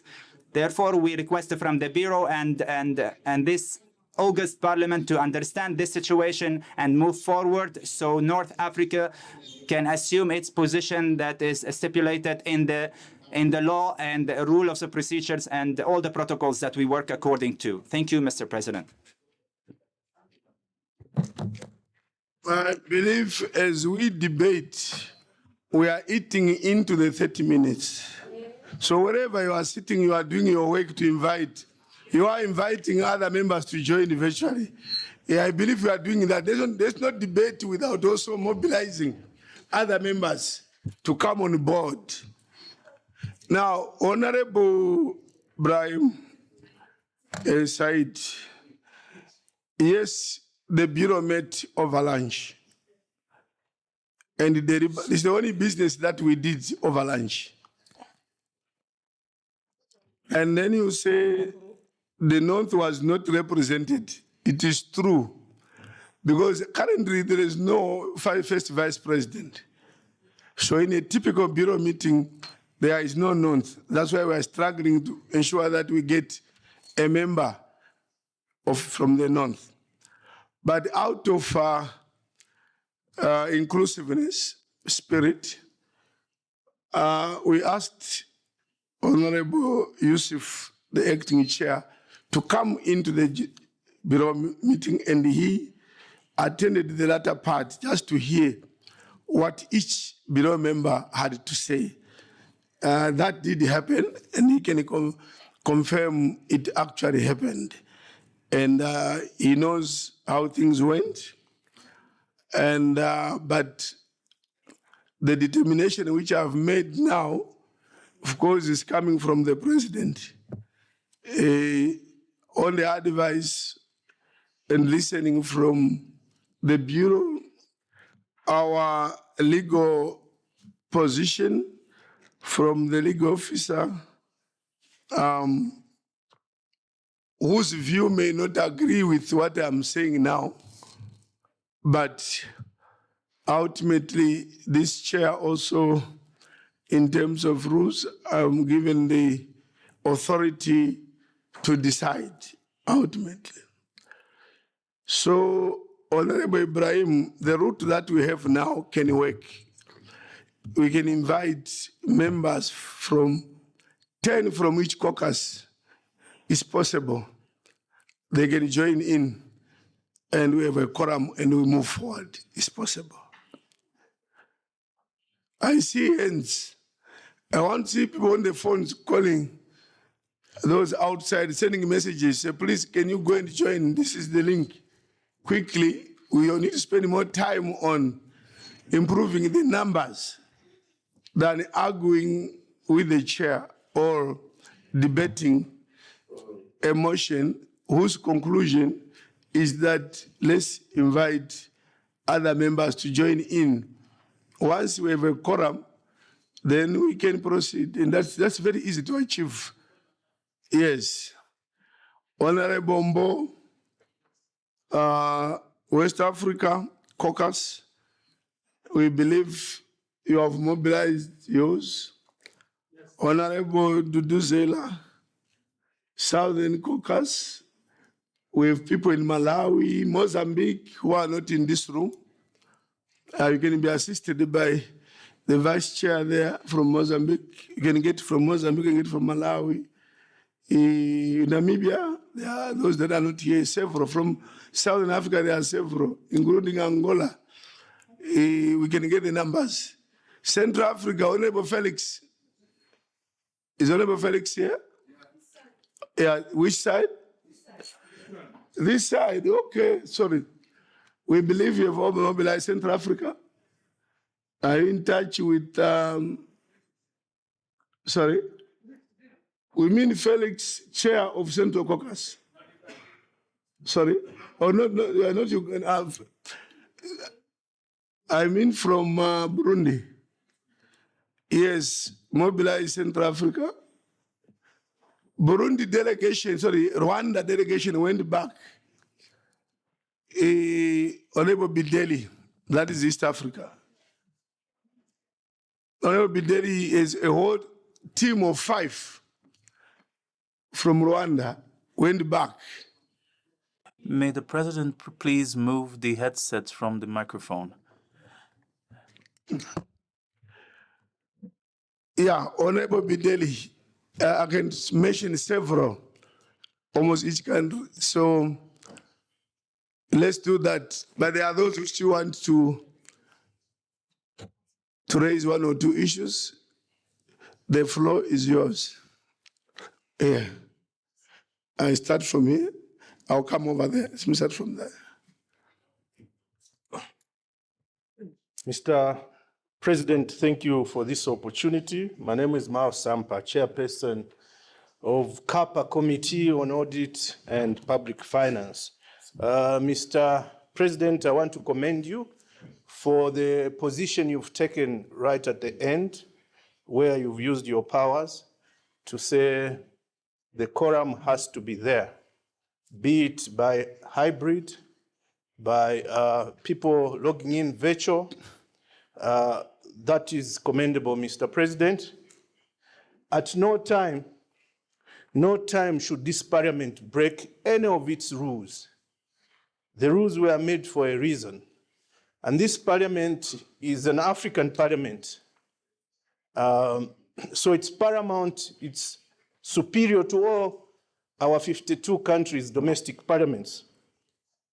Mr. President, I want to give a background and also use you as an example. There were elections in this House for president not long ago. They took long because there was debate and debate on rules. And at the end of the day, all rules were clear. And one of the contentious issues was on quorum. Even on the rules that we had passed in this House, others objected because there was no quorum on that day. So the AU moved in and the rules were nullified. But as for the elections, Mr. President, there was a lot of debate. But the rules were all put in place and observed. And there it was, Mr. President. I'll be the first to say that the election took place very fair, and you, the President, won fairly and squarely, and no one can dispute that because all the rules were observed. So even in this instance, it's very easy for us. I think there is consensus. We know that the Northern Caucus have got a consensus, and there was a debate on a consensus. Well, consensus is when everybody has agreed 100%, but we can see that there's one or two who are objecting, indirectly or directly. The only way to settle that is through a vote, but also that vote, back in our parliament in Zambia, just one objection. Everyone said, yes, we agree with this position with the speaker. But one objection leads to a vote. So that's where we are, and I commend you. We should go to a vote, and even the vote should be within the rules. It's 2/3. And then after that, no one can object legally or otherwise. The onus is on the Southern Caucus. You have a candidate you want us to support. North. The North. The North, it's your decision as a caucus, but it has to go through the rules. And the rule says a quorum has to be there, and the person that you give us has to win by 2/3. That has to be obeyed. How we achieve to that is yourselves to ensure that we achieve that. And we want to see that candidate also. The candidate, as my colleague from Uganda said, has not campaigned to us. We have not even seen the candidate. But that said, in conclusion, Mr. President, I want to commend you for your decision, which you've just taken, that the rules must be followed, and this must be commended, because this is a parliament of rules and not a parliament of expedience. I thank you, Mr. President. Oui. Vas-y, si tu veux, moi j'avais demain. Non, Ils sont des rédites. Monsieur le Président, je vous remercie. Mr. President, I thank you. Mr. President, I should like to ask you a question. At the beginning, you said that you had an opinion from the legal counsel. I wanted to know if you have asked the legal counsel what will happen to the strategic plan, which we voted on yesterday whilst we had no quorum. Tomorrow, if we are going to vote on the rules of procedure, what are we going to do? It's just to say that when we spoke about consensus, I think it's not really necessary to have all the points of view about that. The candidate is behind you for the one who has just spoken. She's sitting on my right. She is standing up and she is on my right. This is Dr. Fatoumata Hadji, former minister in Mauritania many times. She's a pediatric doctor. So, Mr. President, it was also to tell you that we don't need to spend the whole day on this. We need to continue and move forward. Thank you. Good. This parliament is rich. Yes. سيد الرئيس احنا اجتمعنا اليوم الصباح وكانت الامور واضحة. Today in the morning, Mr. President, things were clear, and we spoke about the difference between the meeting and the session, and we agreed to come back in the afternoon to vote. So we cannot change the decisions that we made so hastily. Let us go back to the beginning, and it will really be an obstacle to our work in the future. Why? Because we have made a decision already, and we need to go forward according to this decision. Honorable Lelia has asked for the ballot boxes. You said, go and have lunch, and we'll come back after lunch to vote. So I think that we are setting a precedent. The Parliament should be balanced. And yesterday, we voted on the strategic plan. And today we are asking for a quorum. So tomorrow we can't say we will not be able to vote. So there has to be one policy to be applied. We respected our decision, and as you said, Mr. President, we should now be voting. Thank you.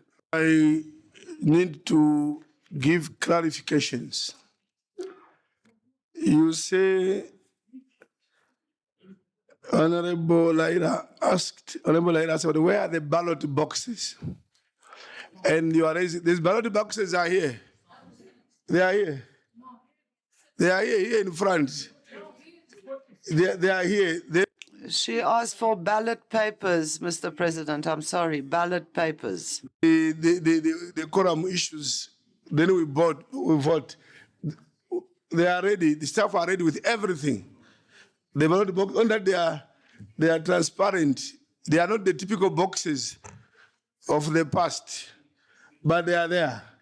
So the ballot boxes are here. The issue of, and I'm saying this in the hope that you are also mobilizing more numbers as I respond. I hope we are getting more numbers. The issue of maybe the interpretation was not clear.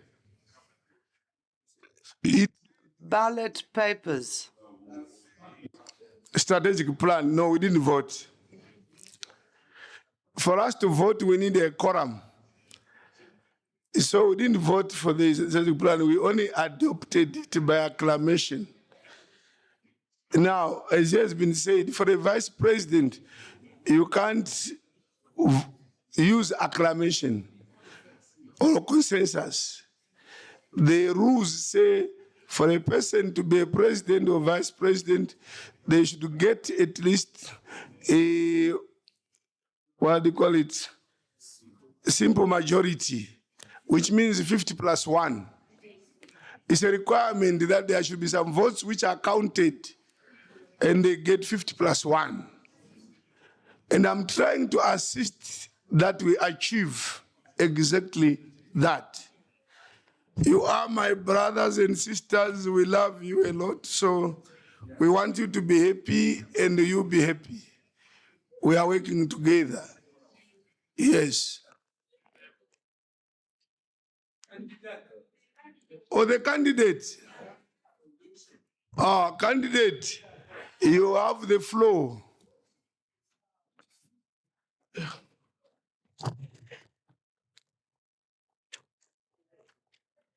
شكرا سيد الرئيس جزاكم الله خيرا. Thank you, Mr. President. Thank you very, very much for all the efforts that you are making so that we can reach our objective, and that is in the interest of the Pan-African Parliament, because the image that we have before us is a very beautiful one, but it is an image where the position of first vice president is missing. And this image will reflect the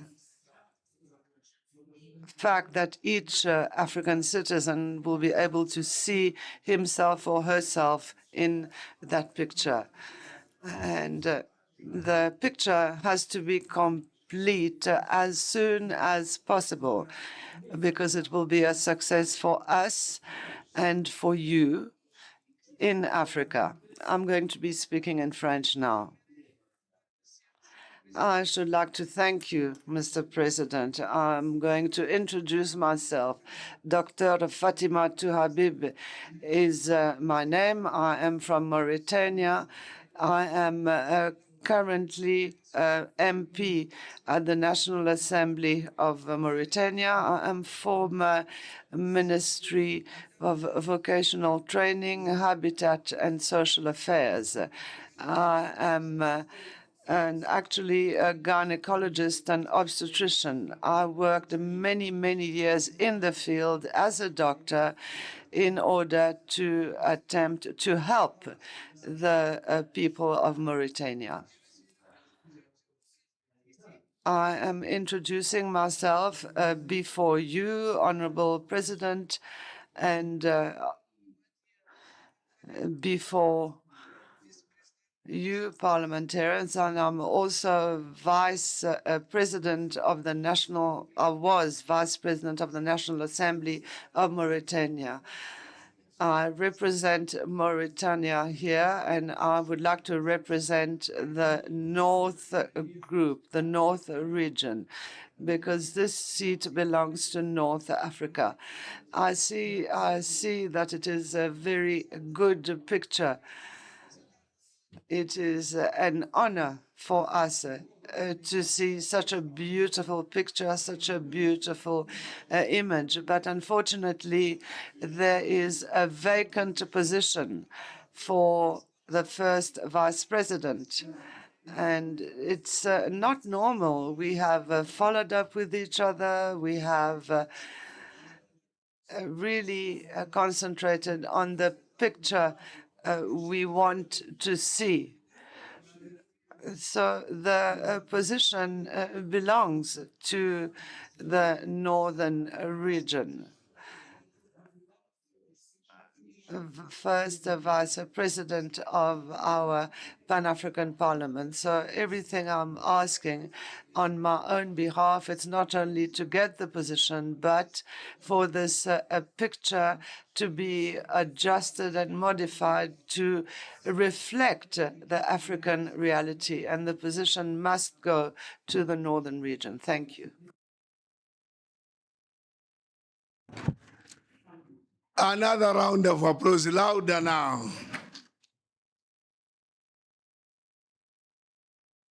To be honest, I'm waiting for her to move from there to come and sit here the moment we finish all the protocols and procedures. We are waiting for her to move to come and sit here. So let's clear the road for her to come and sit. The chair is there, is empty. The chair has nobody. The office right now, there's nobody. She's entitled to a vehicle as a vice president, is parked, waiting for her, and the others, and the others. There's no competition. Everything is waiting for her. Yes, shukran, Gesilen. Yes, we are waiting for her. Look, the quality of the person is also very high. Eh? Yes, we have a medical doctor in the room. Who knows, one day she may even help assist us in the chamber if there is an emergency. Very welcome, very welcome. Yes. Yusuf, are you succeeding? Sorry? Are you succeeding? نعم سيد الرئيس، نحن الآن قريبا إن شاء الله على الوصول إلى الرقم المطلوب. Arabic? Yes, Mr. President, we are about to reach the number what we are looking for. Good. Just we need some minutes. Good. Thank you, Mr. President. Thank you. Yeah. Yes, Honorable Tony. Thank you, Mr. President.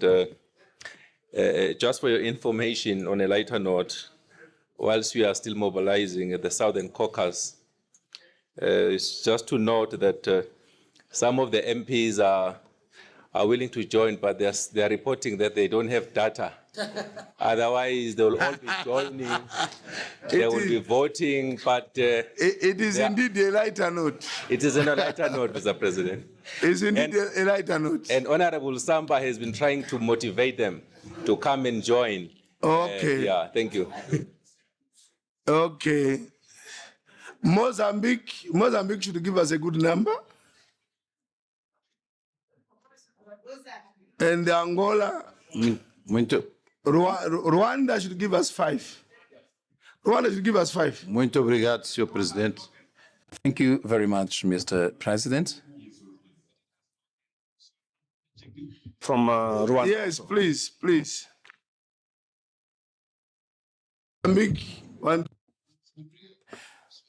Thank you, Mr. President. We actually working. At least we will actually be able to get 3 more votes from Mozambique.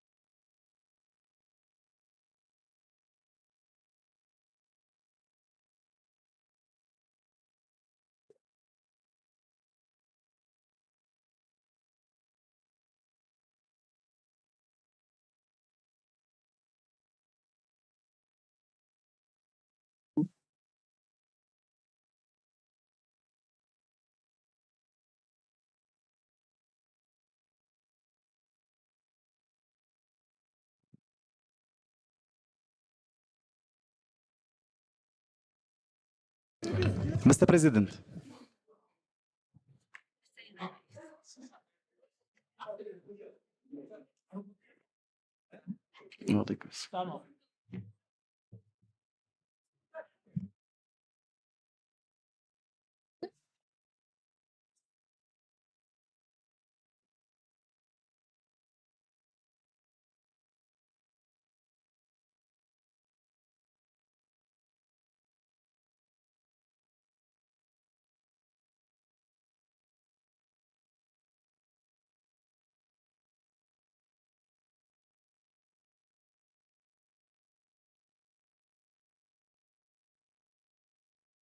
Mr. President.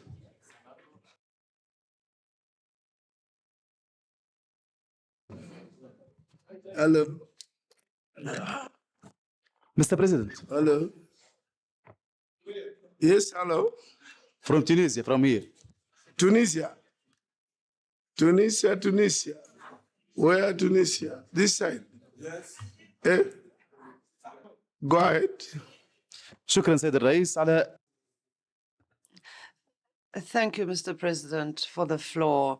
I should like to greet you, yourself, as well as all the colleagues in Africa. Mr. President, you know very well how much we appreciate you and respect you, and how much we have esteem for you. Unfortunately, what happened yesterday and what happened today can be considered as some kind of aggression towards the Northern Caucasus, almost like an aggression towards the northern region. We have heard many pleasant statements. Let me repeat. Well, what we are exposed to today and what we were exposed to yesterday, from a political and traditional point of view, can be qualified as aggression towards the Northern Caucasus. We have listened to many pleasant statements. We heard that there were many good intentions, but we didn't want to hear only words. We want action. We have a common history of colonization, occupation. Our geography is more or less the same. Unfortunately, today we see that you are attached to the rules and you do not consider Pan-Africanism. And this is against the interests of the Northern Caucasus. Thank you, Mr. President. The Northern Caucasus, we love you. Don't move away from others. You are trying to walk away from others, and you want to stand alone. You are not alone. Just now, Honorable Lucia is not from the Northern Caucasus.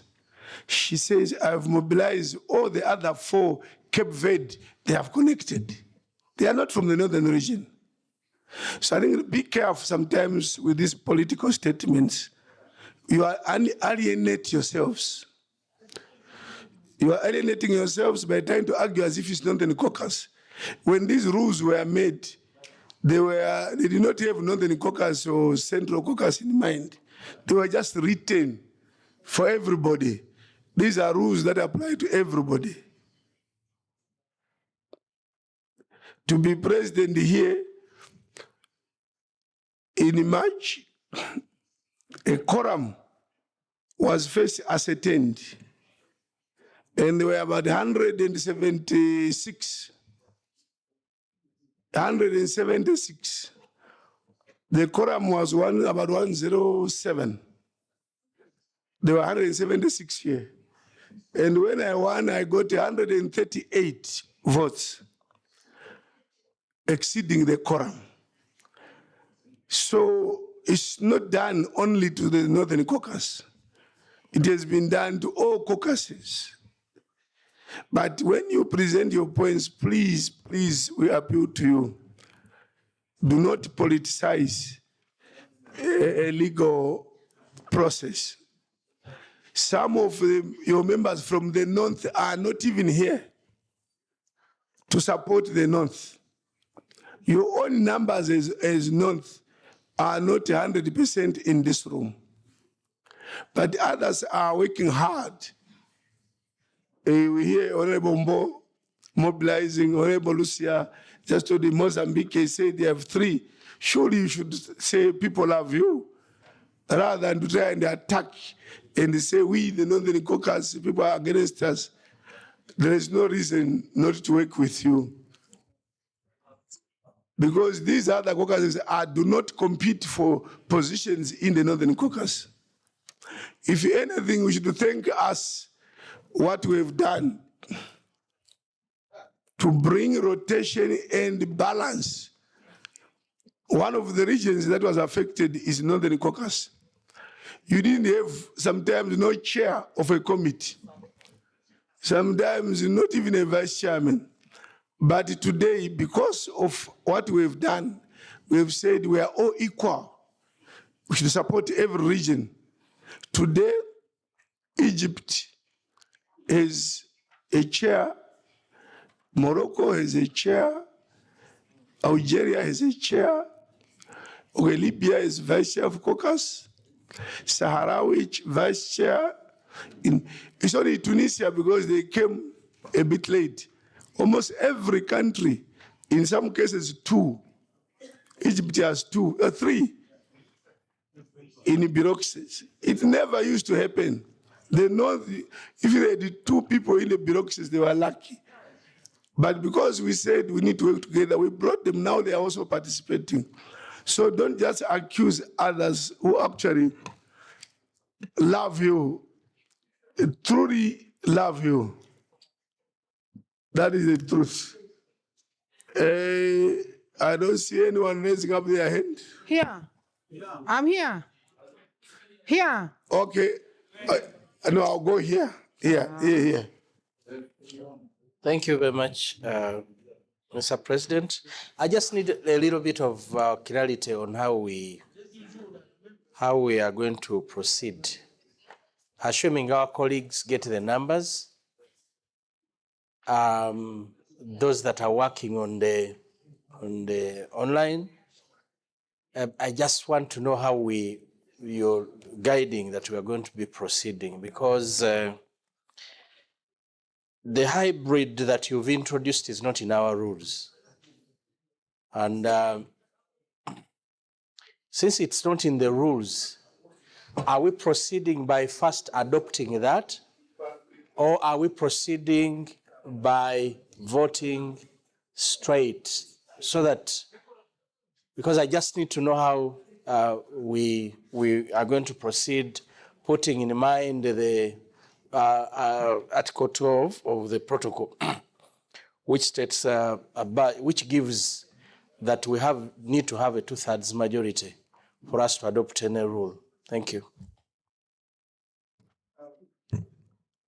Thank you. The technical side of the voting would invite the head of IT in PAP, Jacob. We have actually asked him to explain to us whether it is possible to vote secretly using this system. He confirmed that it's very, very possible. We have that IT capacity. The other question is, these are guidelines. These are guidelines. Guidelines for voting do not stand the position of, just like they are here with the ballot papers, whether they are blue or white, it's not something to put in the law. But as you said, when everybody is logged in, we now have a quorum. We will then raise the issue of saying, for this election, can we agree to use hybrid? And once that is adopted, I do not doubt that we'll be proceeding procedurally, because since 2021 or 2020, there was an instruction within the AU that we use virtual or hybrid from the AU.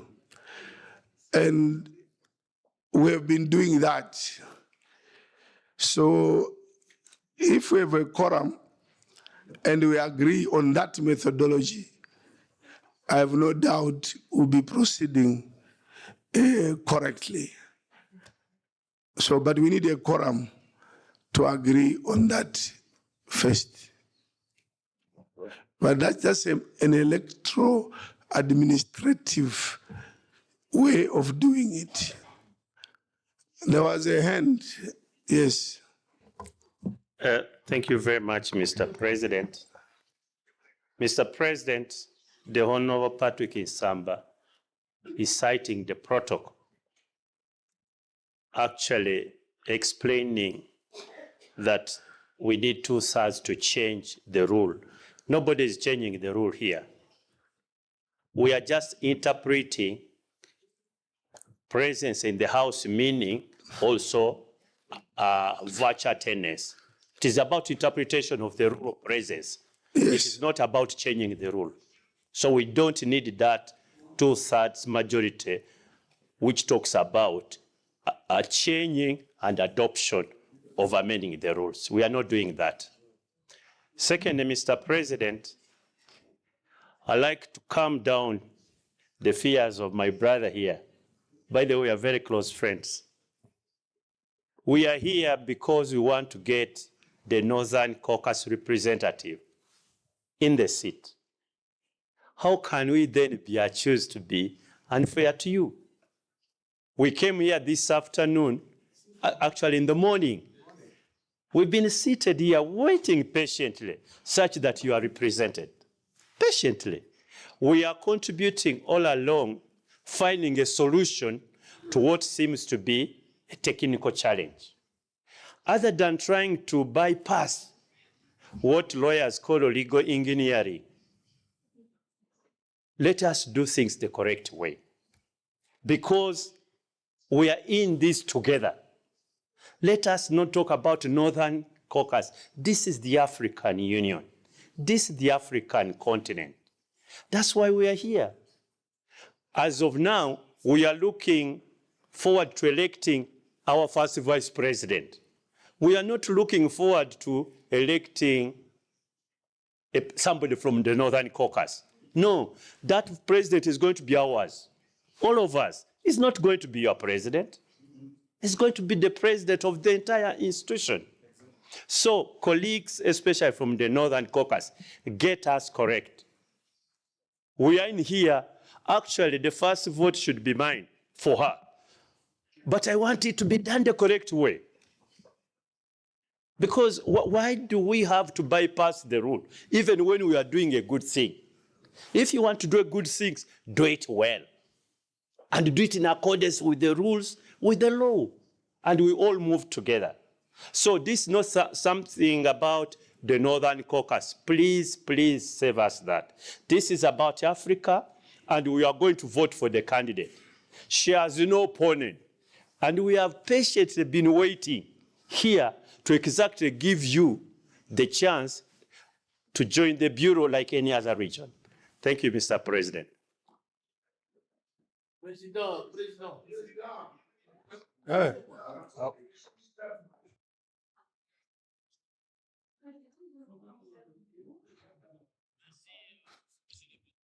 Thank you very much, Mr. President, for giving me the floor once again.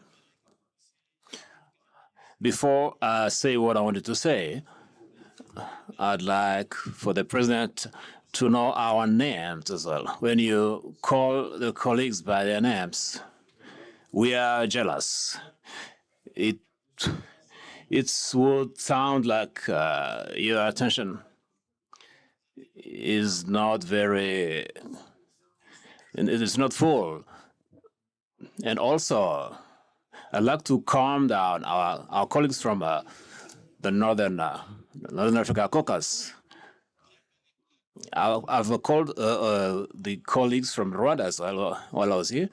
the 5 MPs from Rwanda are online, and they are ready. They stand ready to vote. So we are together, and Africa is united for this cause. I'd like to also mention an adage that we use in the DRC. You cannot do something tomorrow if you can do it today. So we are determined to finish with it today. That is what I want to say. Thank you. DRC, Honorable from DRC, it's unfortunate I don't know you by name, but you are fairly new in PAP. If we could introduce a system where an MP stands up and say, my name is from DRC, you would assist everybody in the chair to know people much faster. But can I have your name then? Yeah, so I'm writing down so that I don't forget, I then get to know you. You can write your name, you can tell me your name.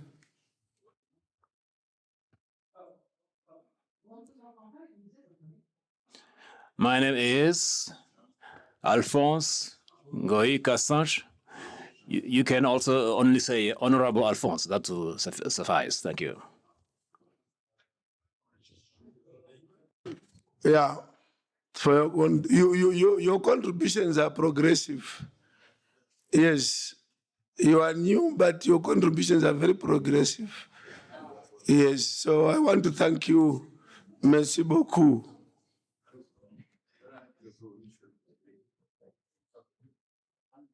Honorable Mbo, I think, was raising his hand.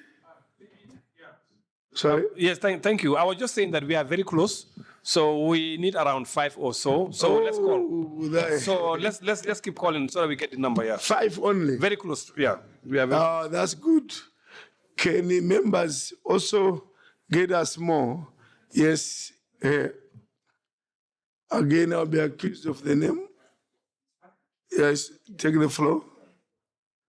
You were thinking that Thank you, Mr. President. I want to attract your attention, so I'll wait until you're done with the clap. You know, you spoke from that side. So when you came here, I was wondering, no, this can't be some pies over there. But then we proceed. Thank you, Mr. President. Someone was on my chair at the time, so I sat there. Mr. President, I want to take it up from the previous speaker when he ended by saying, we just have to do it and get over and done with so that we just finish.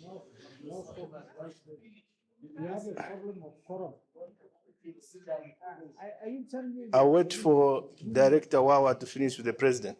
So the previous speaker from our neighbor Congo DR said, we need to finish, just get done with it, so that we finish and we knock off and we go, so that we just do it.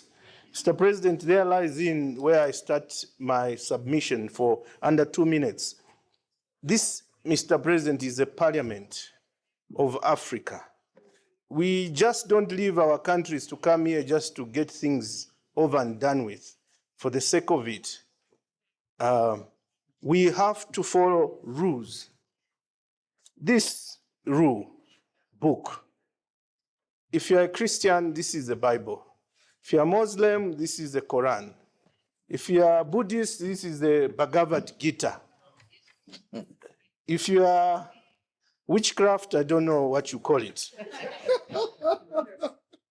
But this has to be followed to the latter. It cannot be compromised at convenience. Just because we want to go for lunch, we say, let's break this rule, and because we have to break for lunch. Or now we have been here the whole day, let's just go. No, we have to follow in there. And whatever we do, we have to quote it. If it's in our countries, this is what they call the Constitution. So the moment we break anything in there, then we are killing our own parliament. So even whatever we do, we must be able to cite. What?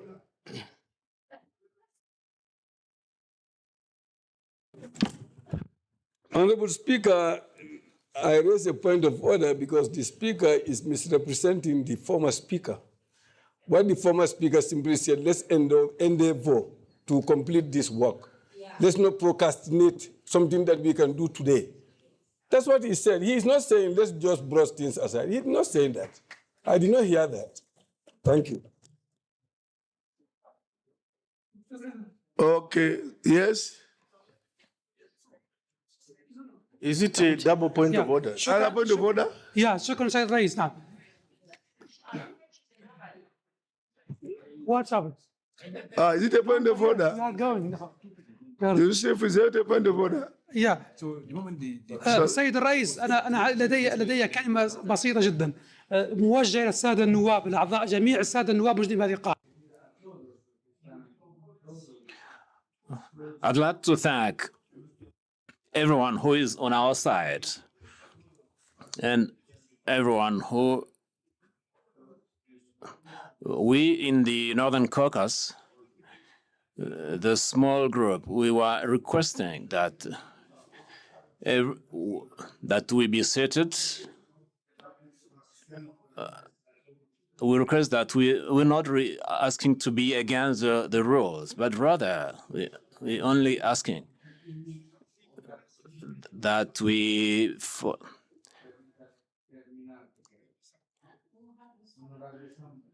Honorable Samba, you have the floor.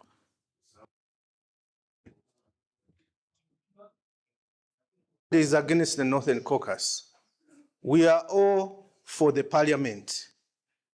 That whatever we do, be it Eastern, Central, Southern, Northern, Western Caucasus, everything has to fall within here. That's where we are. So even this virtue we are talking about, we need to quote it in here. The president has said the AU directed that we must consider virtue. Obviously, we had the COVID period.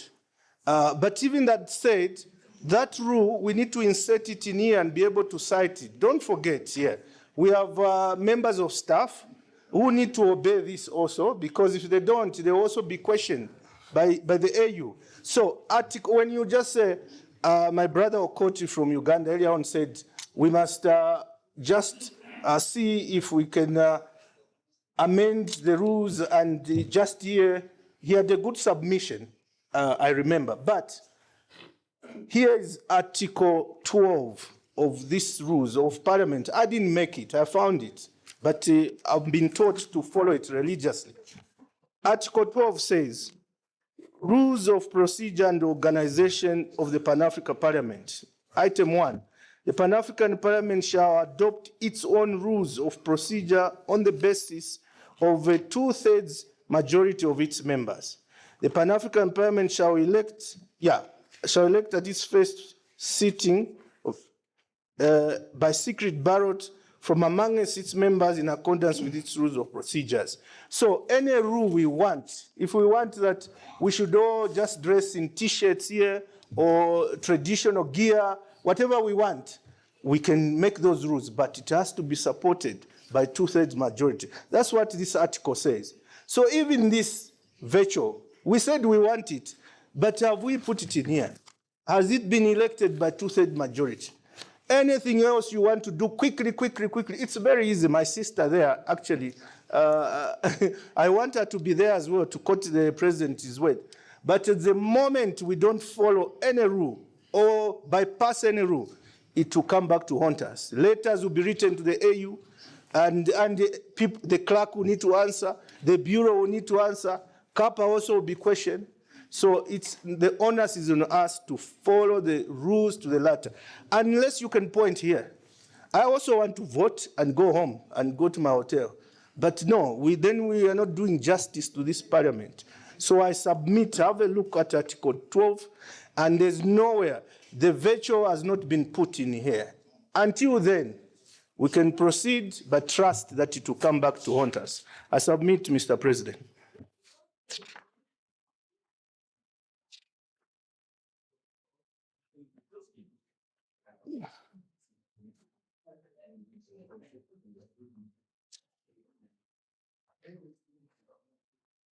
You are all silent here. You are convinced. Yes, that's what it means. Mr. President. You are all convinced. I need to allay the fears of a colleague who has been on the floor by drawing his attention to Rule 16 of our Rules of Procedure, if he may look at it. Rule 16(6). Yes, I saw this. Sorry. Rule 16(6). If you are there, this is the rule that deals with the election of members of the Bureau.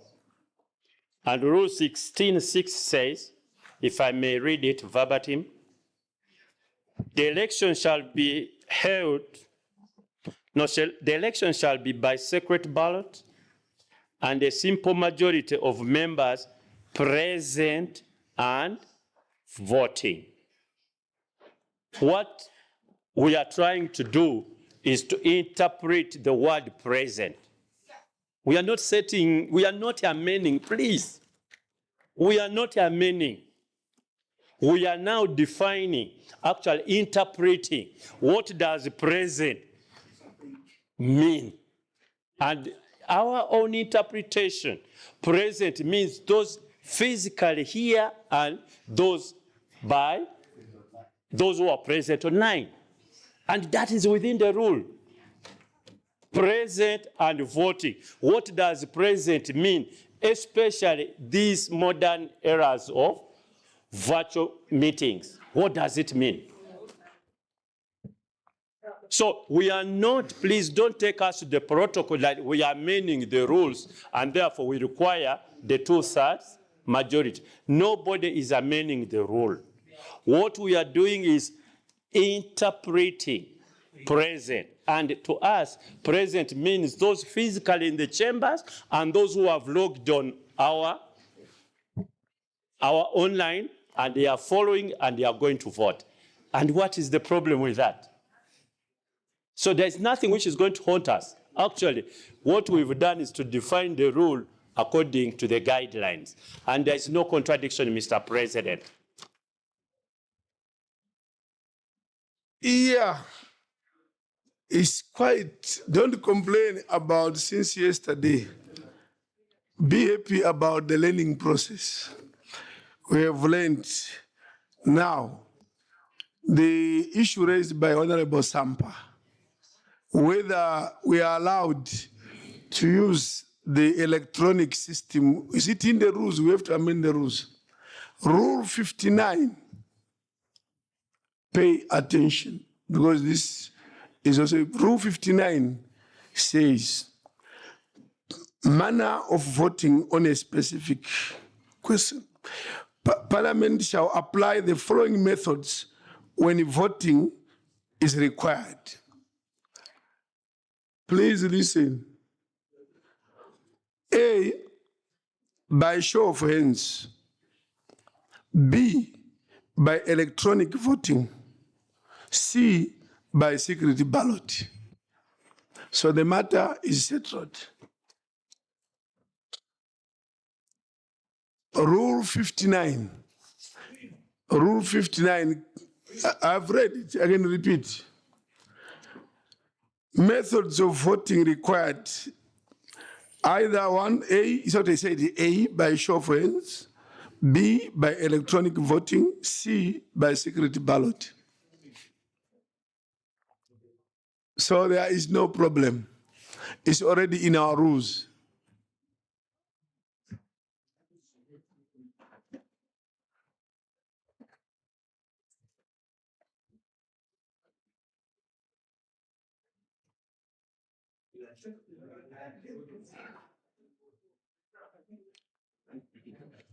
Yes, President.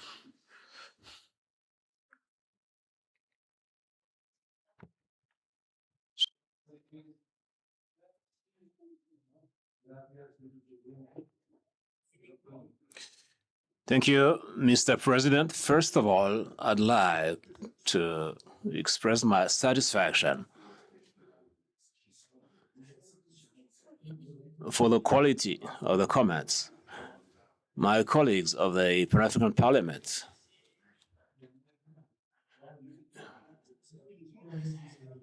which show a lot of responsibility.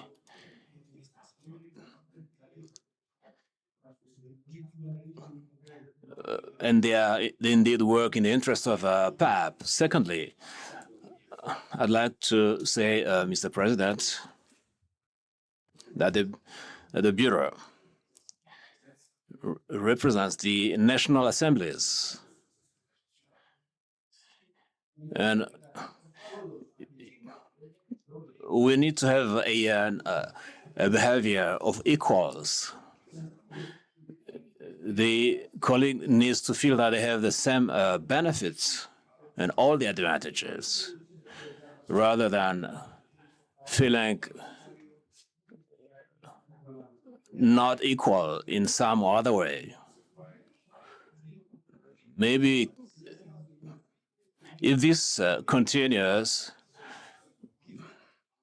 this phenomenon could be a fearsome one.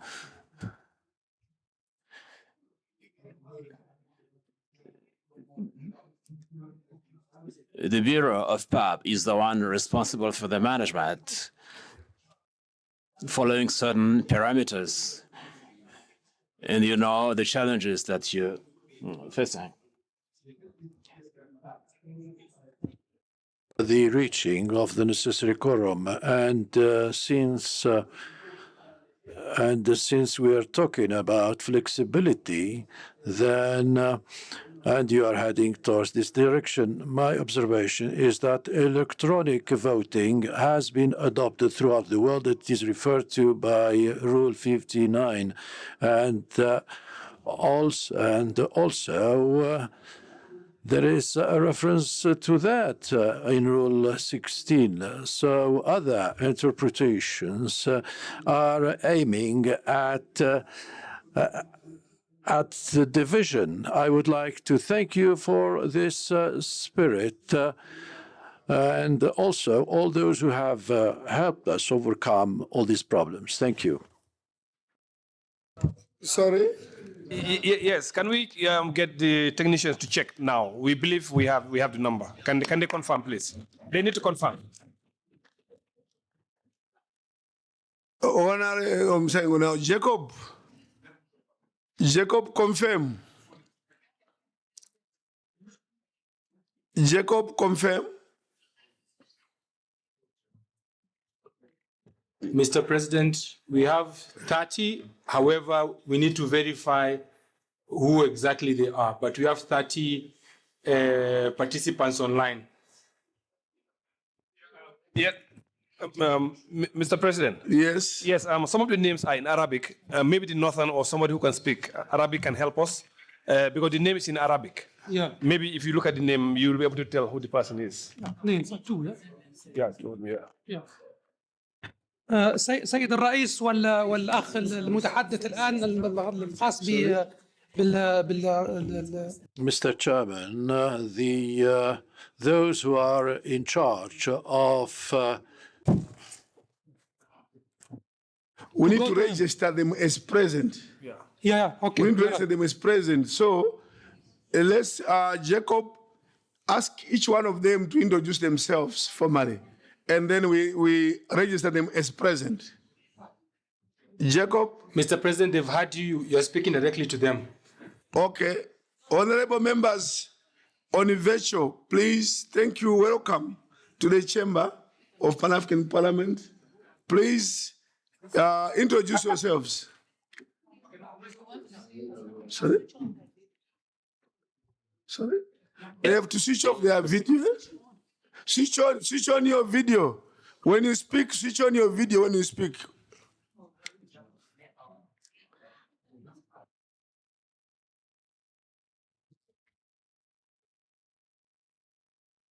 Ambuka, we know him from Namibia.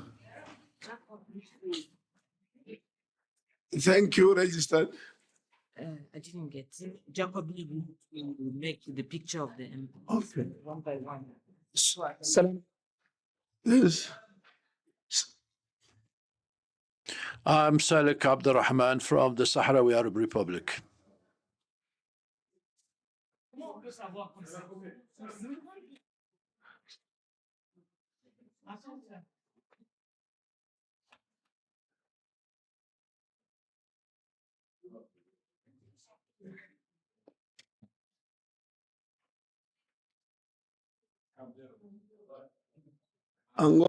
My name is Manuel Augusto from Angola.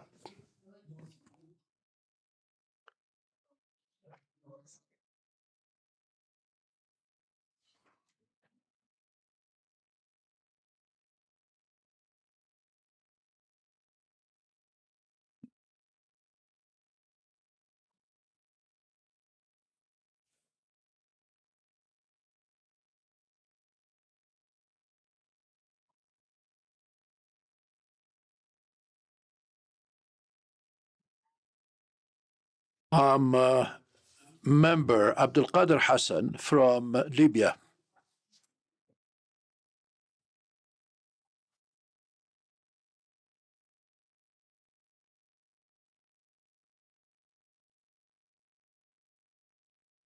I'm Abdul Samad from the Kingdom of Morocco.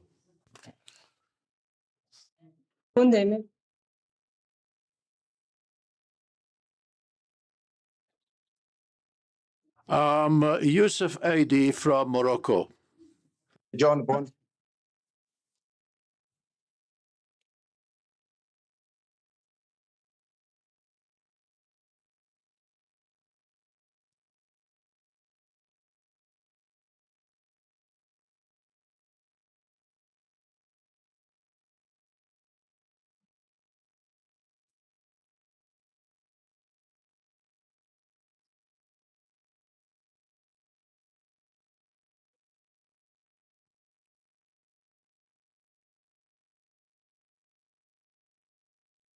Asdin Youssef, but we can't hear him correctly.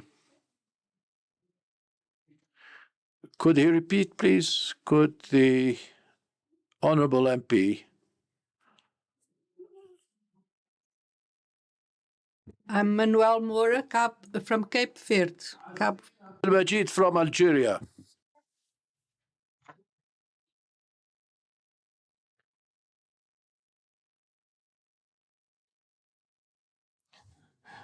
Good day, everyone. I'm an MP from Madagascar.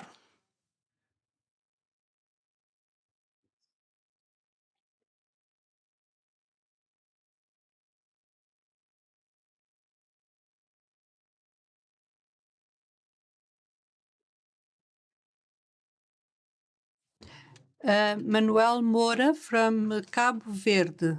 Cape Verde, Cabo Verde. Manuel Moura.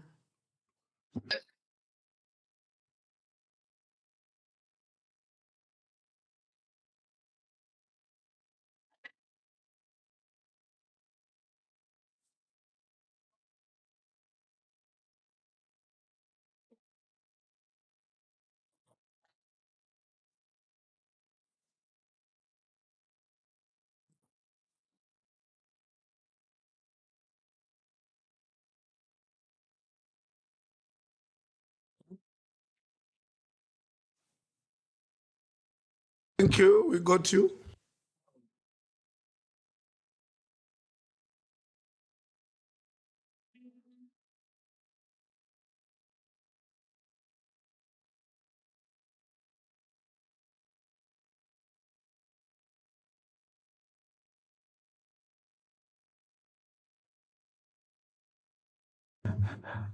Yeah, okay now.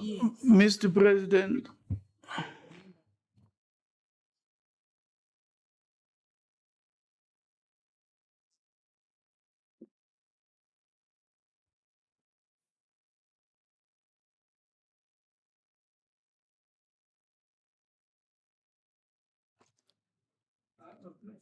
those on, sorry, go ahead.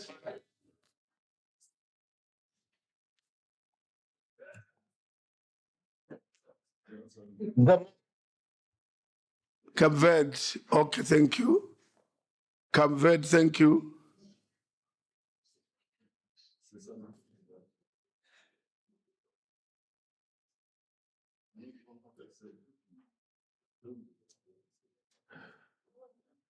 Honorable members, on virtue If you have not introduced yourself, please do so. Point of order, Mr. President. Oh, point of order, yes. With all due respect, I am concerned that because of technical issues, we may end up losing these people if we don't proceed now. Yeah, you will appreciate, Honorable Tokarepi, that we are also wanting to give them an opportunity to register. This is very important. We need to register them so that we say present. Once they introduce themselves in the book, they are present. So we don't want to leave out others who has not introduced themselves. All those on virtual, honorable members on virtual, have you all introduced yourselves?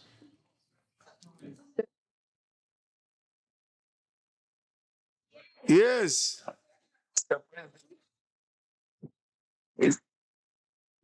Thank you. Thank you. Thank you, Mr. President. Thank you.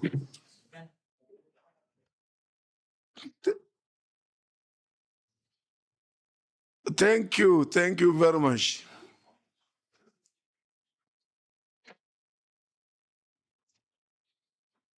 Thank you.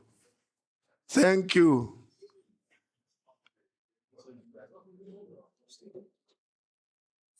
Yes, yes.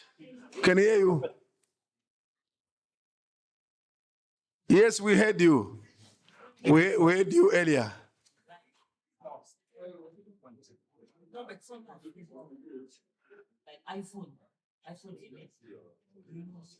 Go ahead, introduce yourselves, honorable members. How many have introduced themselves? How many have introduced themselves? Sorry? 31. 31 have introduced themselves. So we can proceed. Yes. Yes, I'm an MP from Morocco.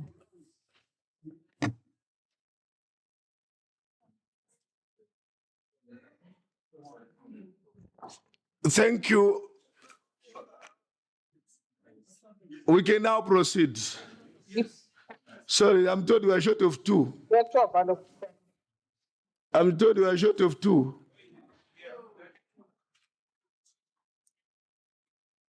Sorry? Mr. President, there was with us a member from Morocco, was present this morning, and she was with us through Zoom, and she has just been connected, but she was present this morning. She has just been disconnected, Mr. President. Yes. Yeah, she has just been disconnected, Mr. President. Yes. But did she introduce herself here? What's the name? Give the full names.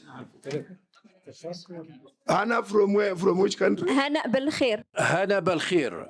Hannah Belkhair from Morocco.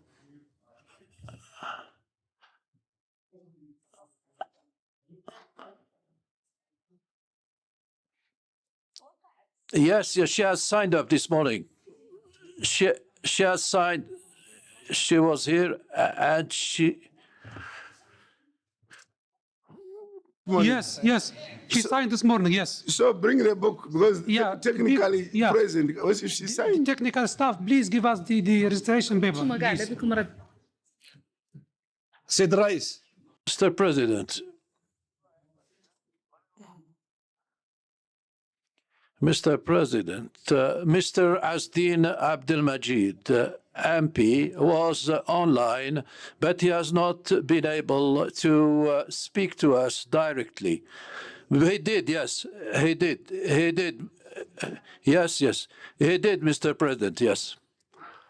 Yes, yes. We heard him from this side. Yes, yes. And MP Abdelmalek Tashrif, the Algerian MP, Mr. President. Tashrif, yes. Abdelmalek Tashrif.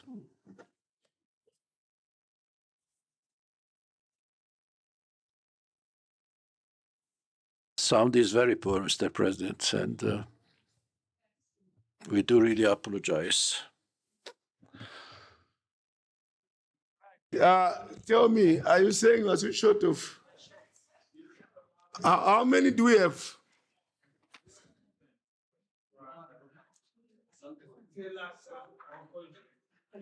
Jacob. Mr. President, we have around 34. However, Rwanda delegation, we had a situation, there were 4 in the room, and they need to be on individual devices for the voting process. Okay. So we have 34, excluding those, there were the 4 Rwanda. Does 34 include the Rwanda delegation? No, Mr. President. Mr. President, what we've done online is we've assigned numbers to the honorable members from 0 all the way to 34. So they should be able to see that before their names, there is a number assigned to them. So we can actually be able to see MP number 1, number 2, number 3, all the way to 34. Right. Technically, if they registered as a group in one room, it's okay. It's when they vote that they should be on their separate devices. Registering in one room is not an issue. They should be registered. But when they vote, they should go on another device. Jacob. Yes, Mr. President. Take note of that. So you should add those 4 to 38. And then tell them that when you vote, you have to use your own personal or individual devices. President, all participants can hear you loud and clear online. Plus, interpretation is available online. So thank you. So let us proceed. The next stage, now we've registered, we now have a quorum. We now have a quorum. And the dispute, please, Honorable Yusuf, the issue of whether we can do electronic, I referred you to Rule 59. That is settled. We had said we'll ask everybody to agree. There's no need to agree because it's in the rules. We now move to the next stage of voting. But Jacob, can you come here and explain how those who are participating electronically will vote? And as you prepare to do that, we now, Madam Clerk, we now work together. We now work together. Yes, we are moving now. Madam Clerk, usually I can't remember what's next. Is it not the candidate? Yeah, the candidate. What is next?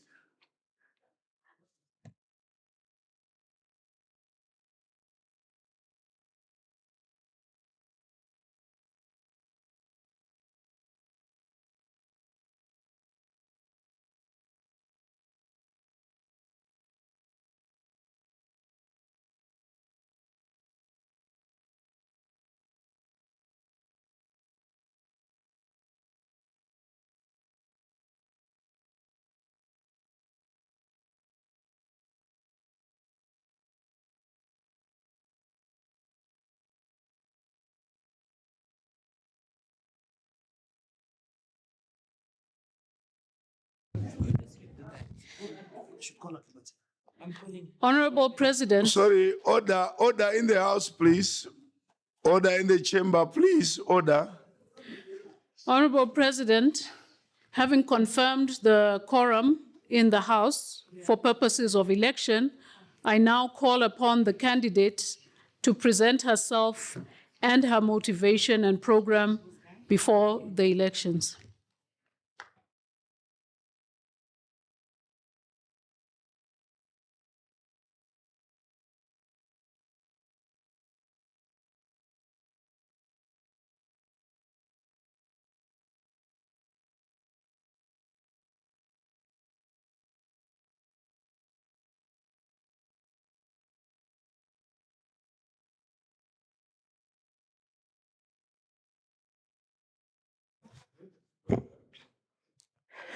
بسم الله الرحمن الرحيم والصلاة والسلام على النبي. Bismillah ar-Rahman ar-Rahim, and may his prayers be upon his prophet. Thank you, Mr. President. Thank you, Vice Presidents, ladies and gentlemen, honorable members. Assalamu alaikum.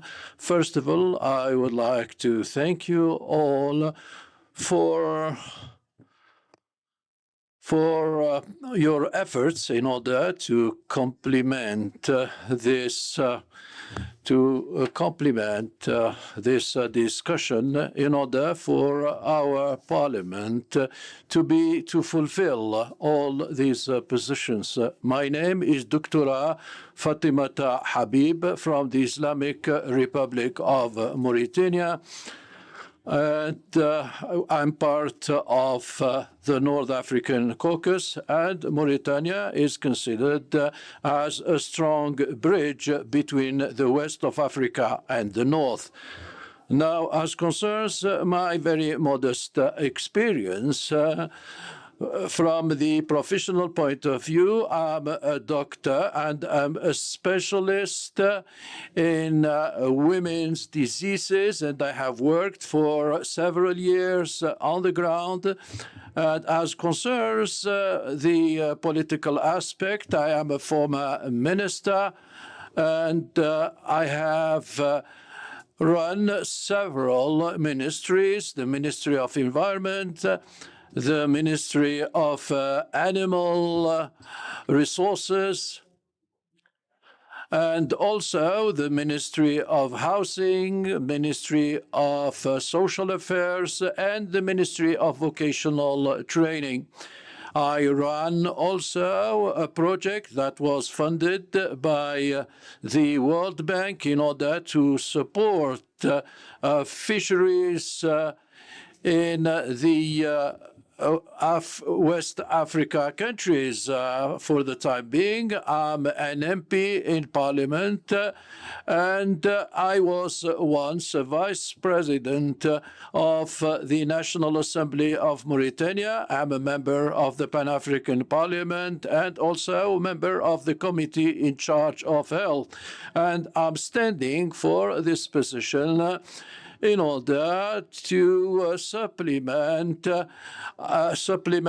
the experiences of my colleagues, and I count on God that you vote for me, and I promise that I will spare no effort in order to serve Africa, a strong Africa, a united Africa, and a coherent Africa, in order for us to achieve the supreme goals which the African Union and PAP had set for themselves. I thank you very much.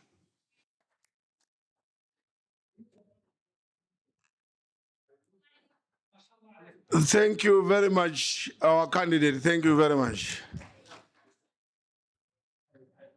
The clerk will announce the next step. Honorable President, I now invite the head of ITC to approach the podium and explain clearly the procedures for administration of votes for those that are online.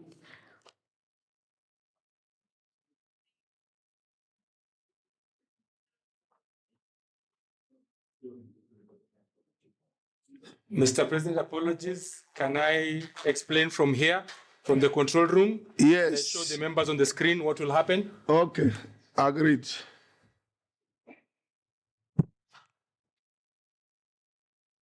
Okay.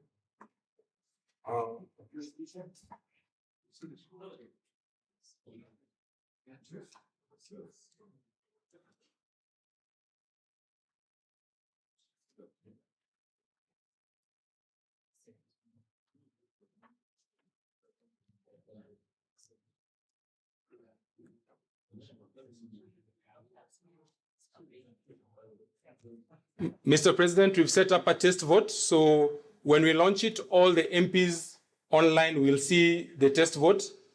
Please launch it.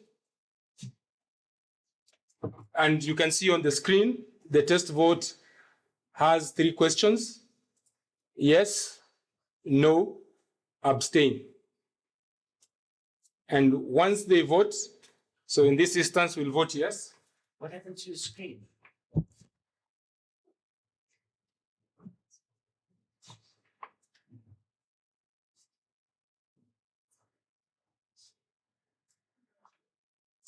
Once the voting process is done, you will give us how long the voting process should go online, should go on online. We will be able.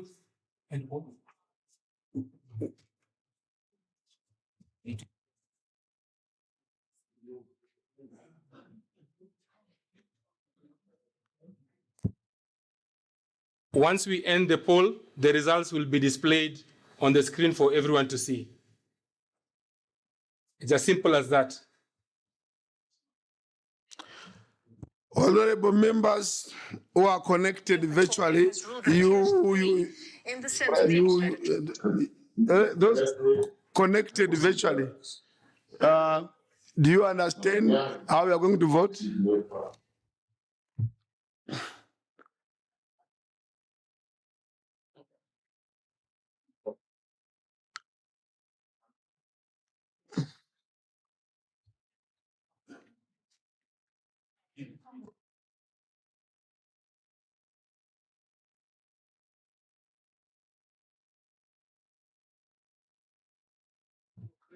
Any questions? They are silent, so they are ready to vote. Jacob, at what point do they vote? Now or? Electronically, they can do it now. Jacob, answer that question. Yes, sir. How is it done, Jacob?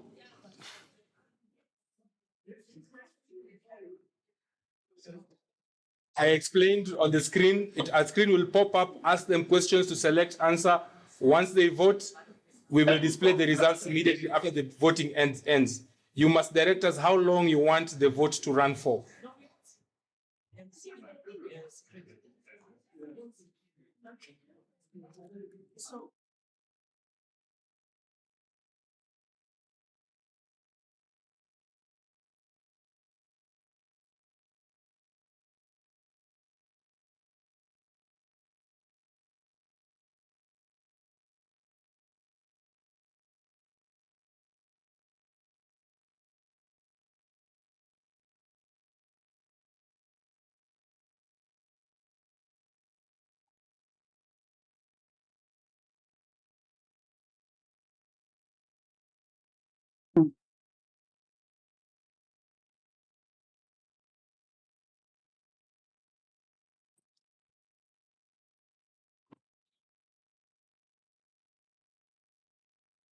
You can't see what?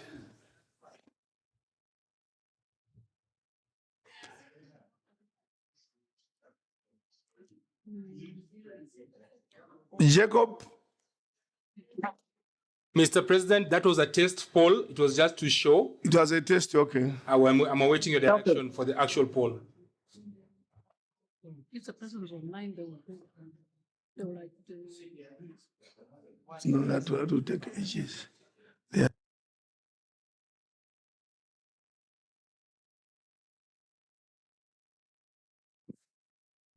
Please, can we proceed with the voting? We can't be seated here for the whole night. For something this simple. Huh? What is going on? Huh?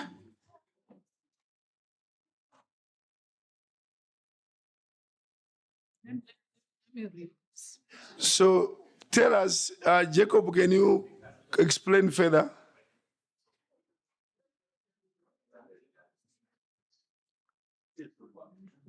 Okay, Mr. President, let me create a test poll again just to show, to walk you through the process again. Let me finish explaining. Go ahead, Jacob.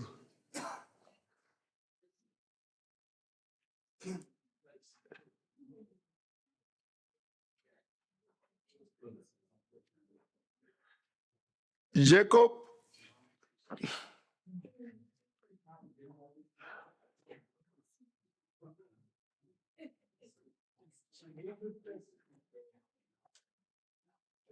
Mr. President, now after we get direction from you, we launch the poll, the voting, and it will, for now, we've called it test vote. And you can see it on the screen, it's there. And it has 3 choices: yes, no, abstain. So if the members online could just vote for now so that we do a quick test run. Members vote as a test run. It's not a final vote, but you are just testing.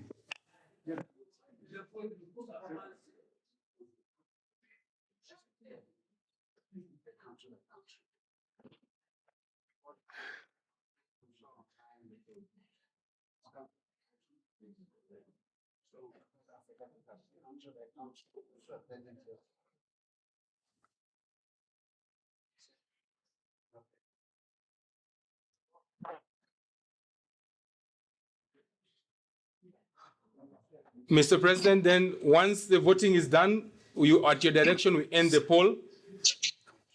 End the poll. And then we share the results with everyone. Share the results. And the results will be displayed on the screen. Oh, we call countries.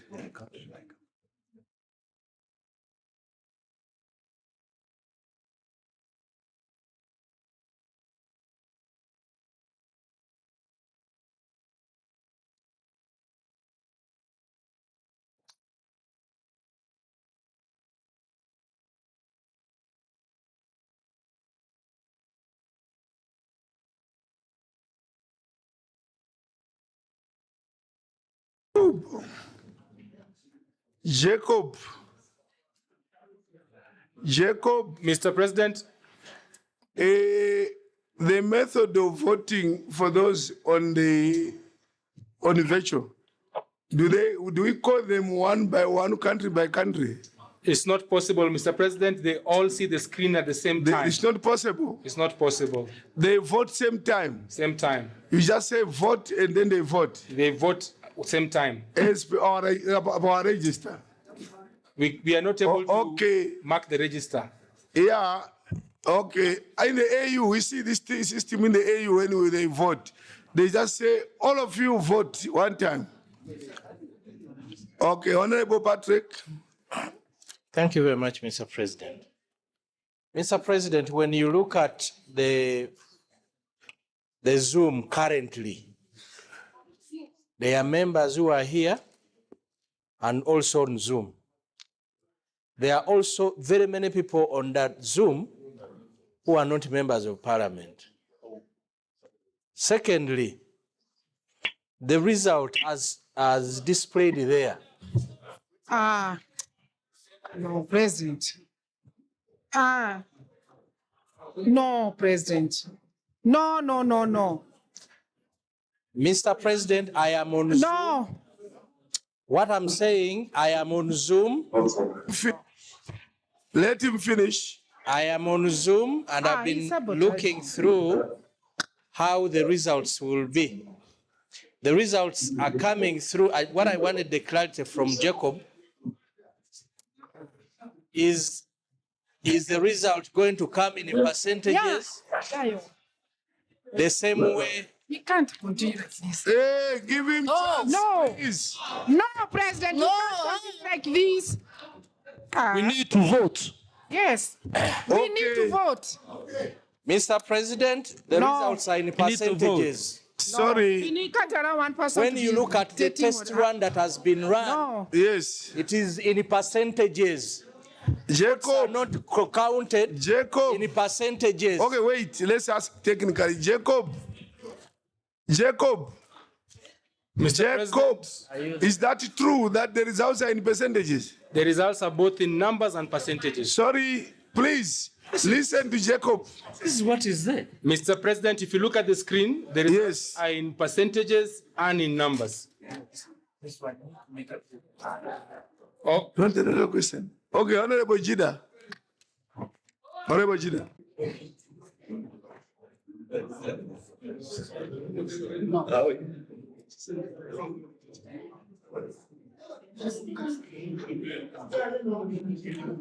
Le Bénin.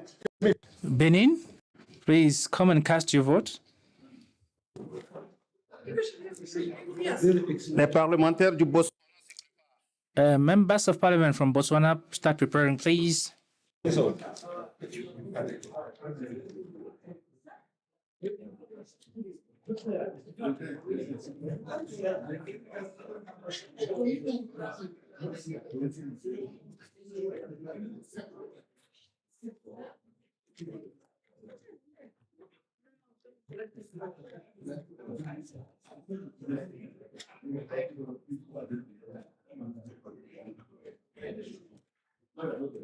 Botswana.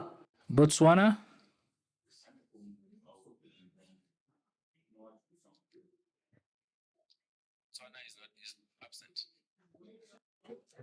Le Burundi. Burundi, you're next.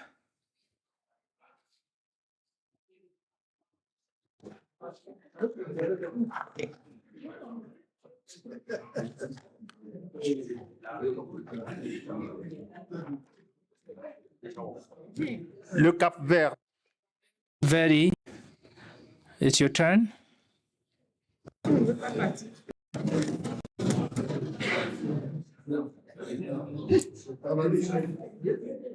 Le Cap Vert. Cape Verde, where are you? Please come and cast your vote.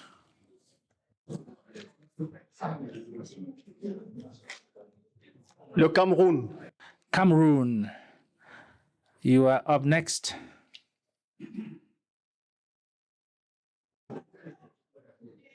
La Centrafrique. Central African Republic, it's your turn. Le Tchad. Chad,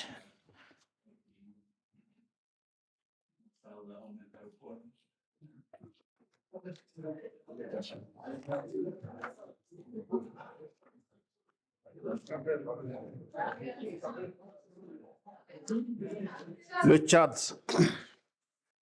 Chad, Comoros, it's your turn to cast your vote.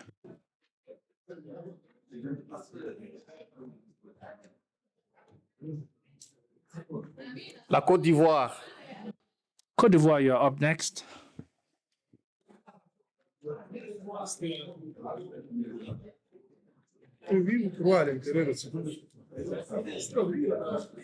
La Côte d'Ivoire.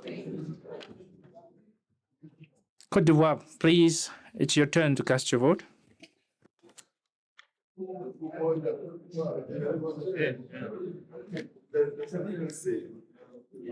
La République démocratique.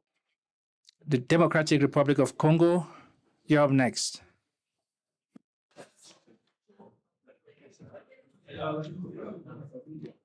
République démocratique du. The Democratic Republic of Congo, where are you? Please come cast your vote.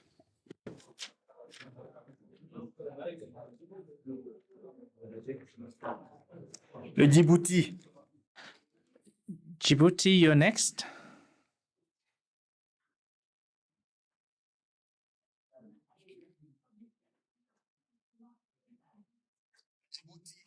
Djibouti, please come cast your vote.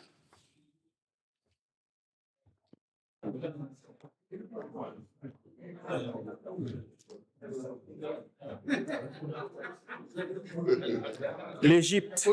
Egypt, it's your turn. Egypt, it's your turn to cast your vote.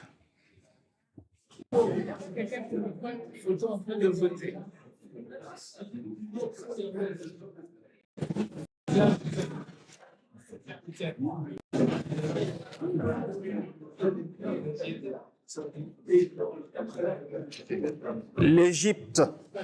Egypt, where are you? It's your turn to cast your vote. Equatorial Guinea.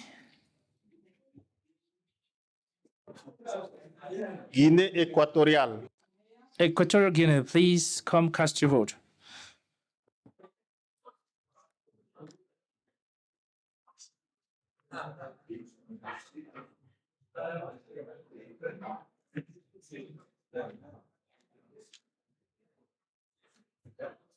Eswatini.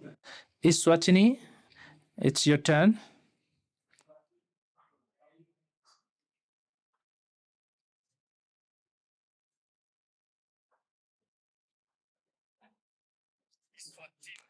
It's Swatini, it's your turn to cast your vote.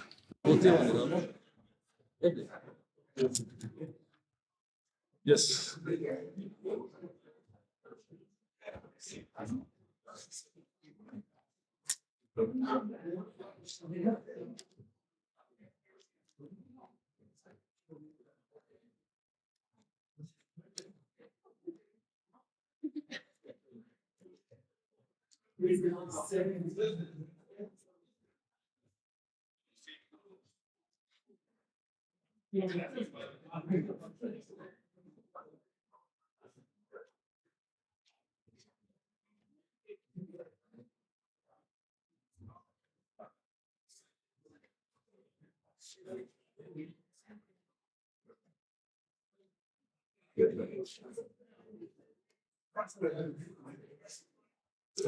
L'Éthiopie. Ethiopia. Please come cast a vote. L'Éthiopie. Ethiopia, it's your turn.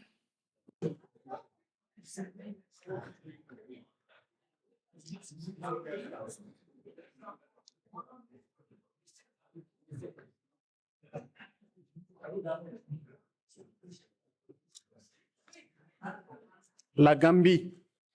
The Gambia, it is your turn.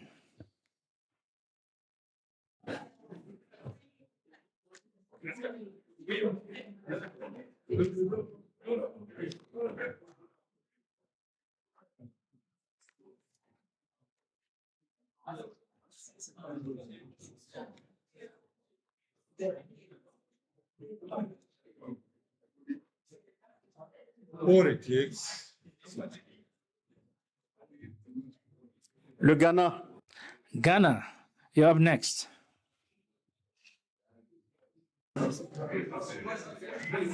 Les parlementaires du Ghana.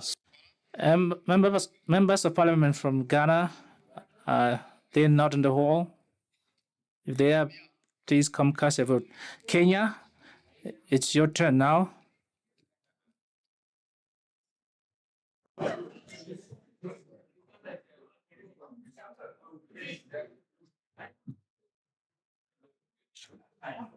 Le Kenya.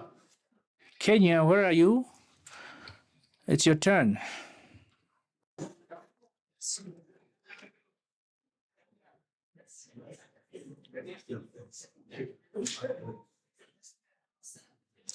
Le Lesotho. Lesotho, you're next. Lesotho. Lesotho, please come cast your vote. Le Liberia. Liberia, it's now your turn.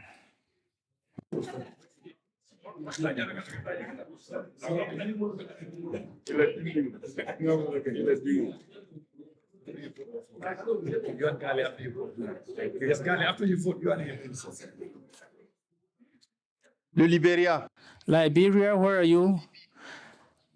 Followed by Libya. Libya, it's your turn. Yes, yes. La Libye. Libya. Le Madagascar. Madagascar.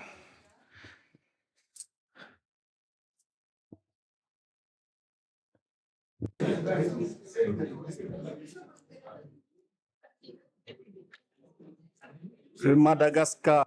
Madagascar, please come cast your vote.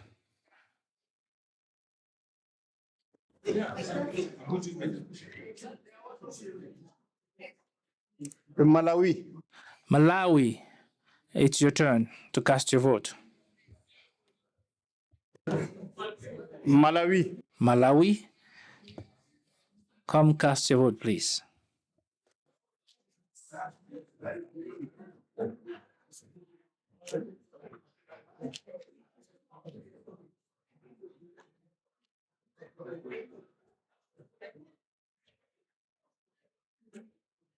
Le Malawi. Malawi, where are you? It's your turn to cast your vote. Mauritania, you're up next.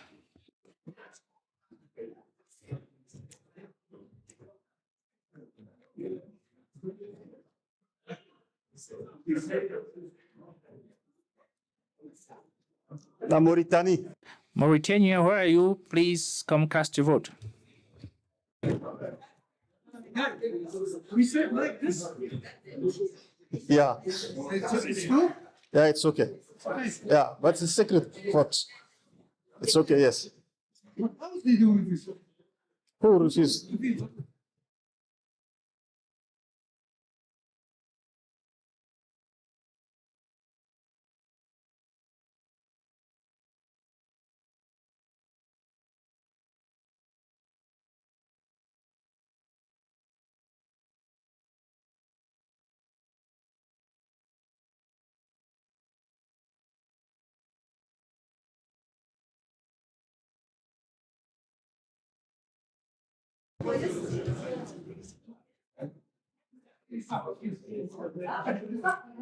La Mauritanie. Mauritius, it's your turn to vote. Morocco.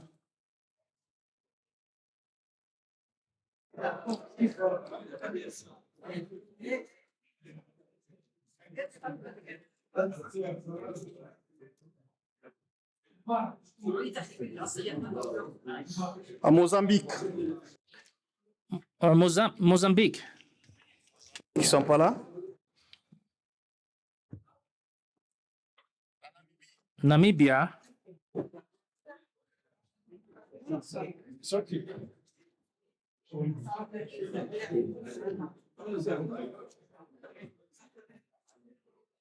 La Namibie. Namibia.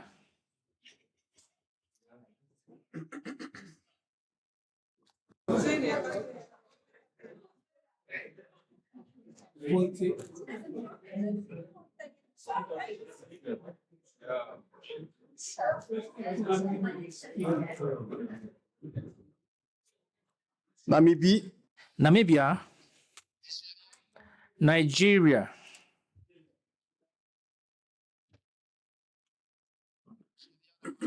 Nigeria, are you there? Rwanda, you're up next.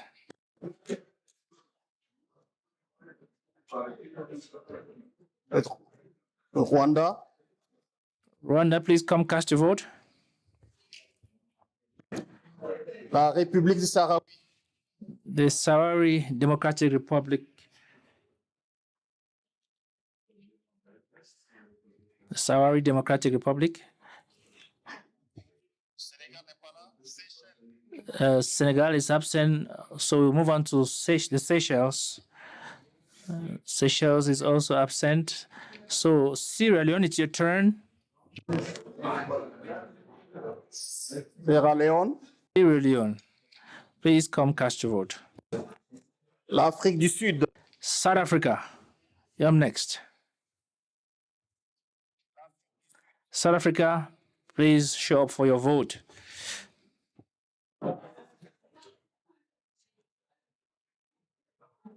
L'Afrique du Sud. South Africa, please.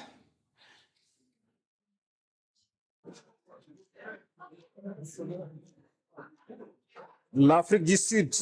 South Africa, where are you? South Sudan. It's your turn. Le Soudan du Sud. South Sudan, it's your turn to cast your vote.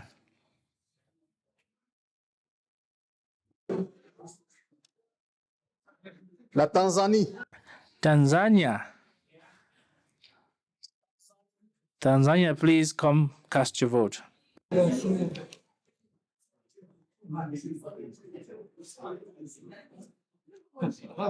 Tanzanie. Tanzania, please. Tunisia.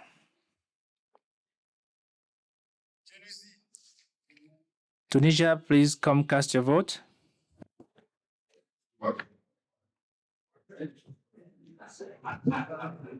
La Zambie. Zambia, you're next. Zambia, where are you?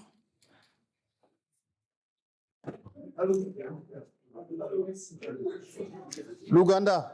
Uganda, it's your turn.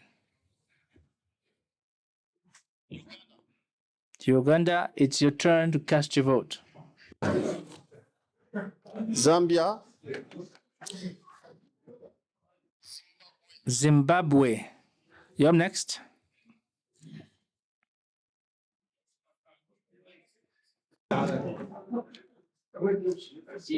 Uganda, la Zambie et le Zimbabwe. Uganda, Zambia, and Zimbabwe will bring up the rear.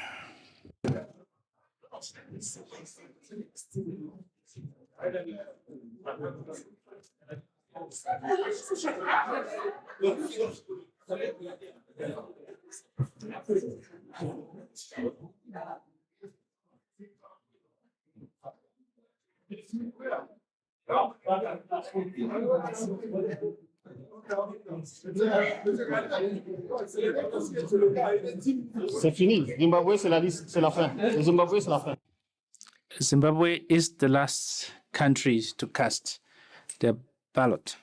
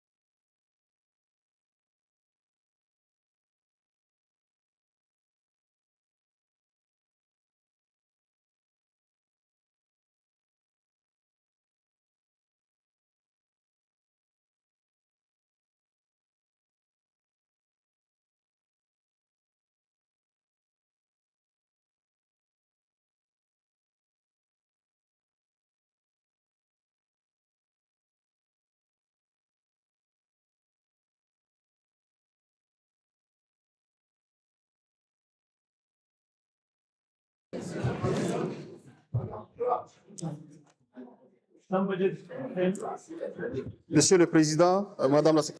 Honorable Chair, Madam Clerk, we've come to the end, the election of members of parliament who are here present. They've been able to cast their vote. I'll give the floor back to you for the continuation of the process. Thank you.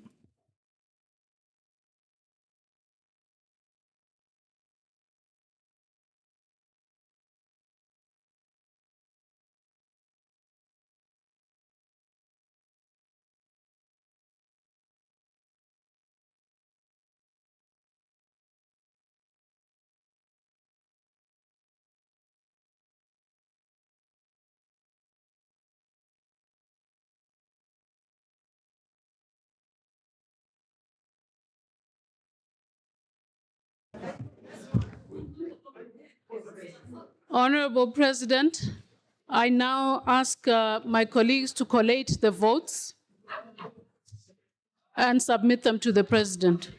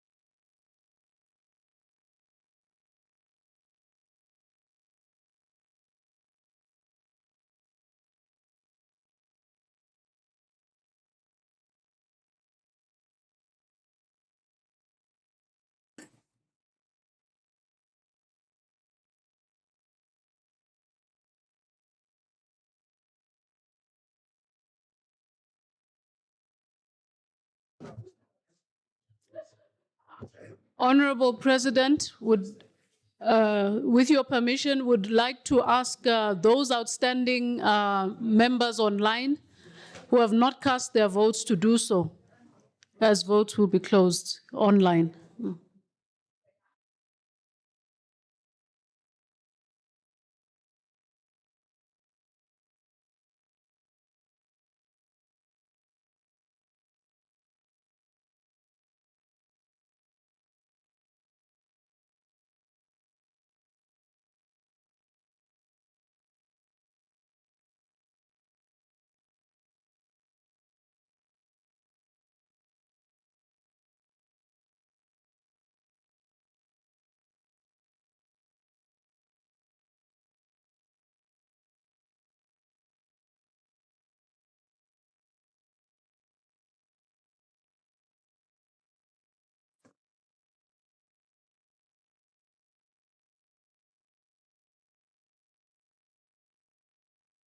Honorable members online, please cast your votes.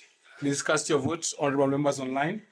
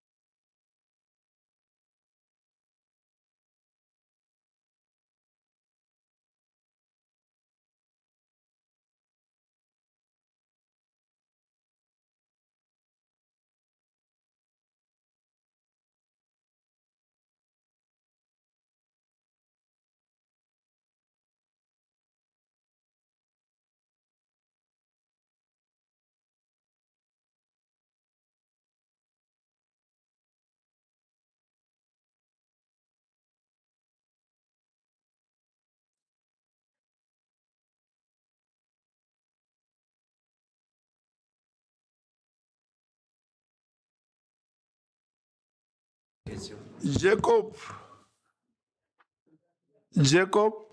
Mr. President. I understand we have some MPs online who have had problems voting. Yes, Mr. President. So we are requesting that we restart the voting process online. Yes, those honorable members who are online, the IT are relaunching. So can you vote now?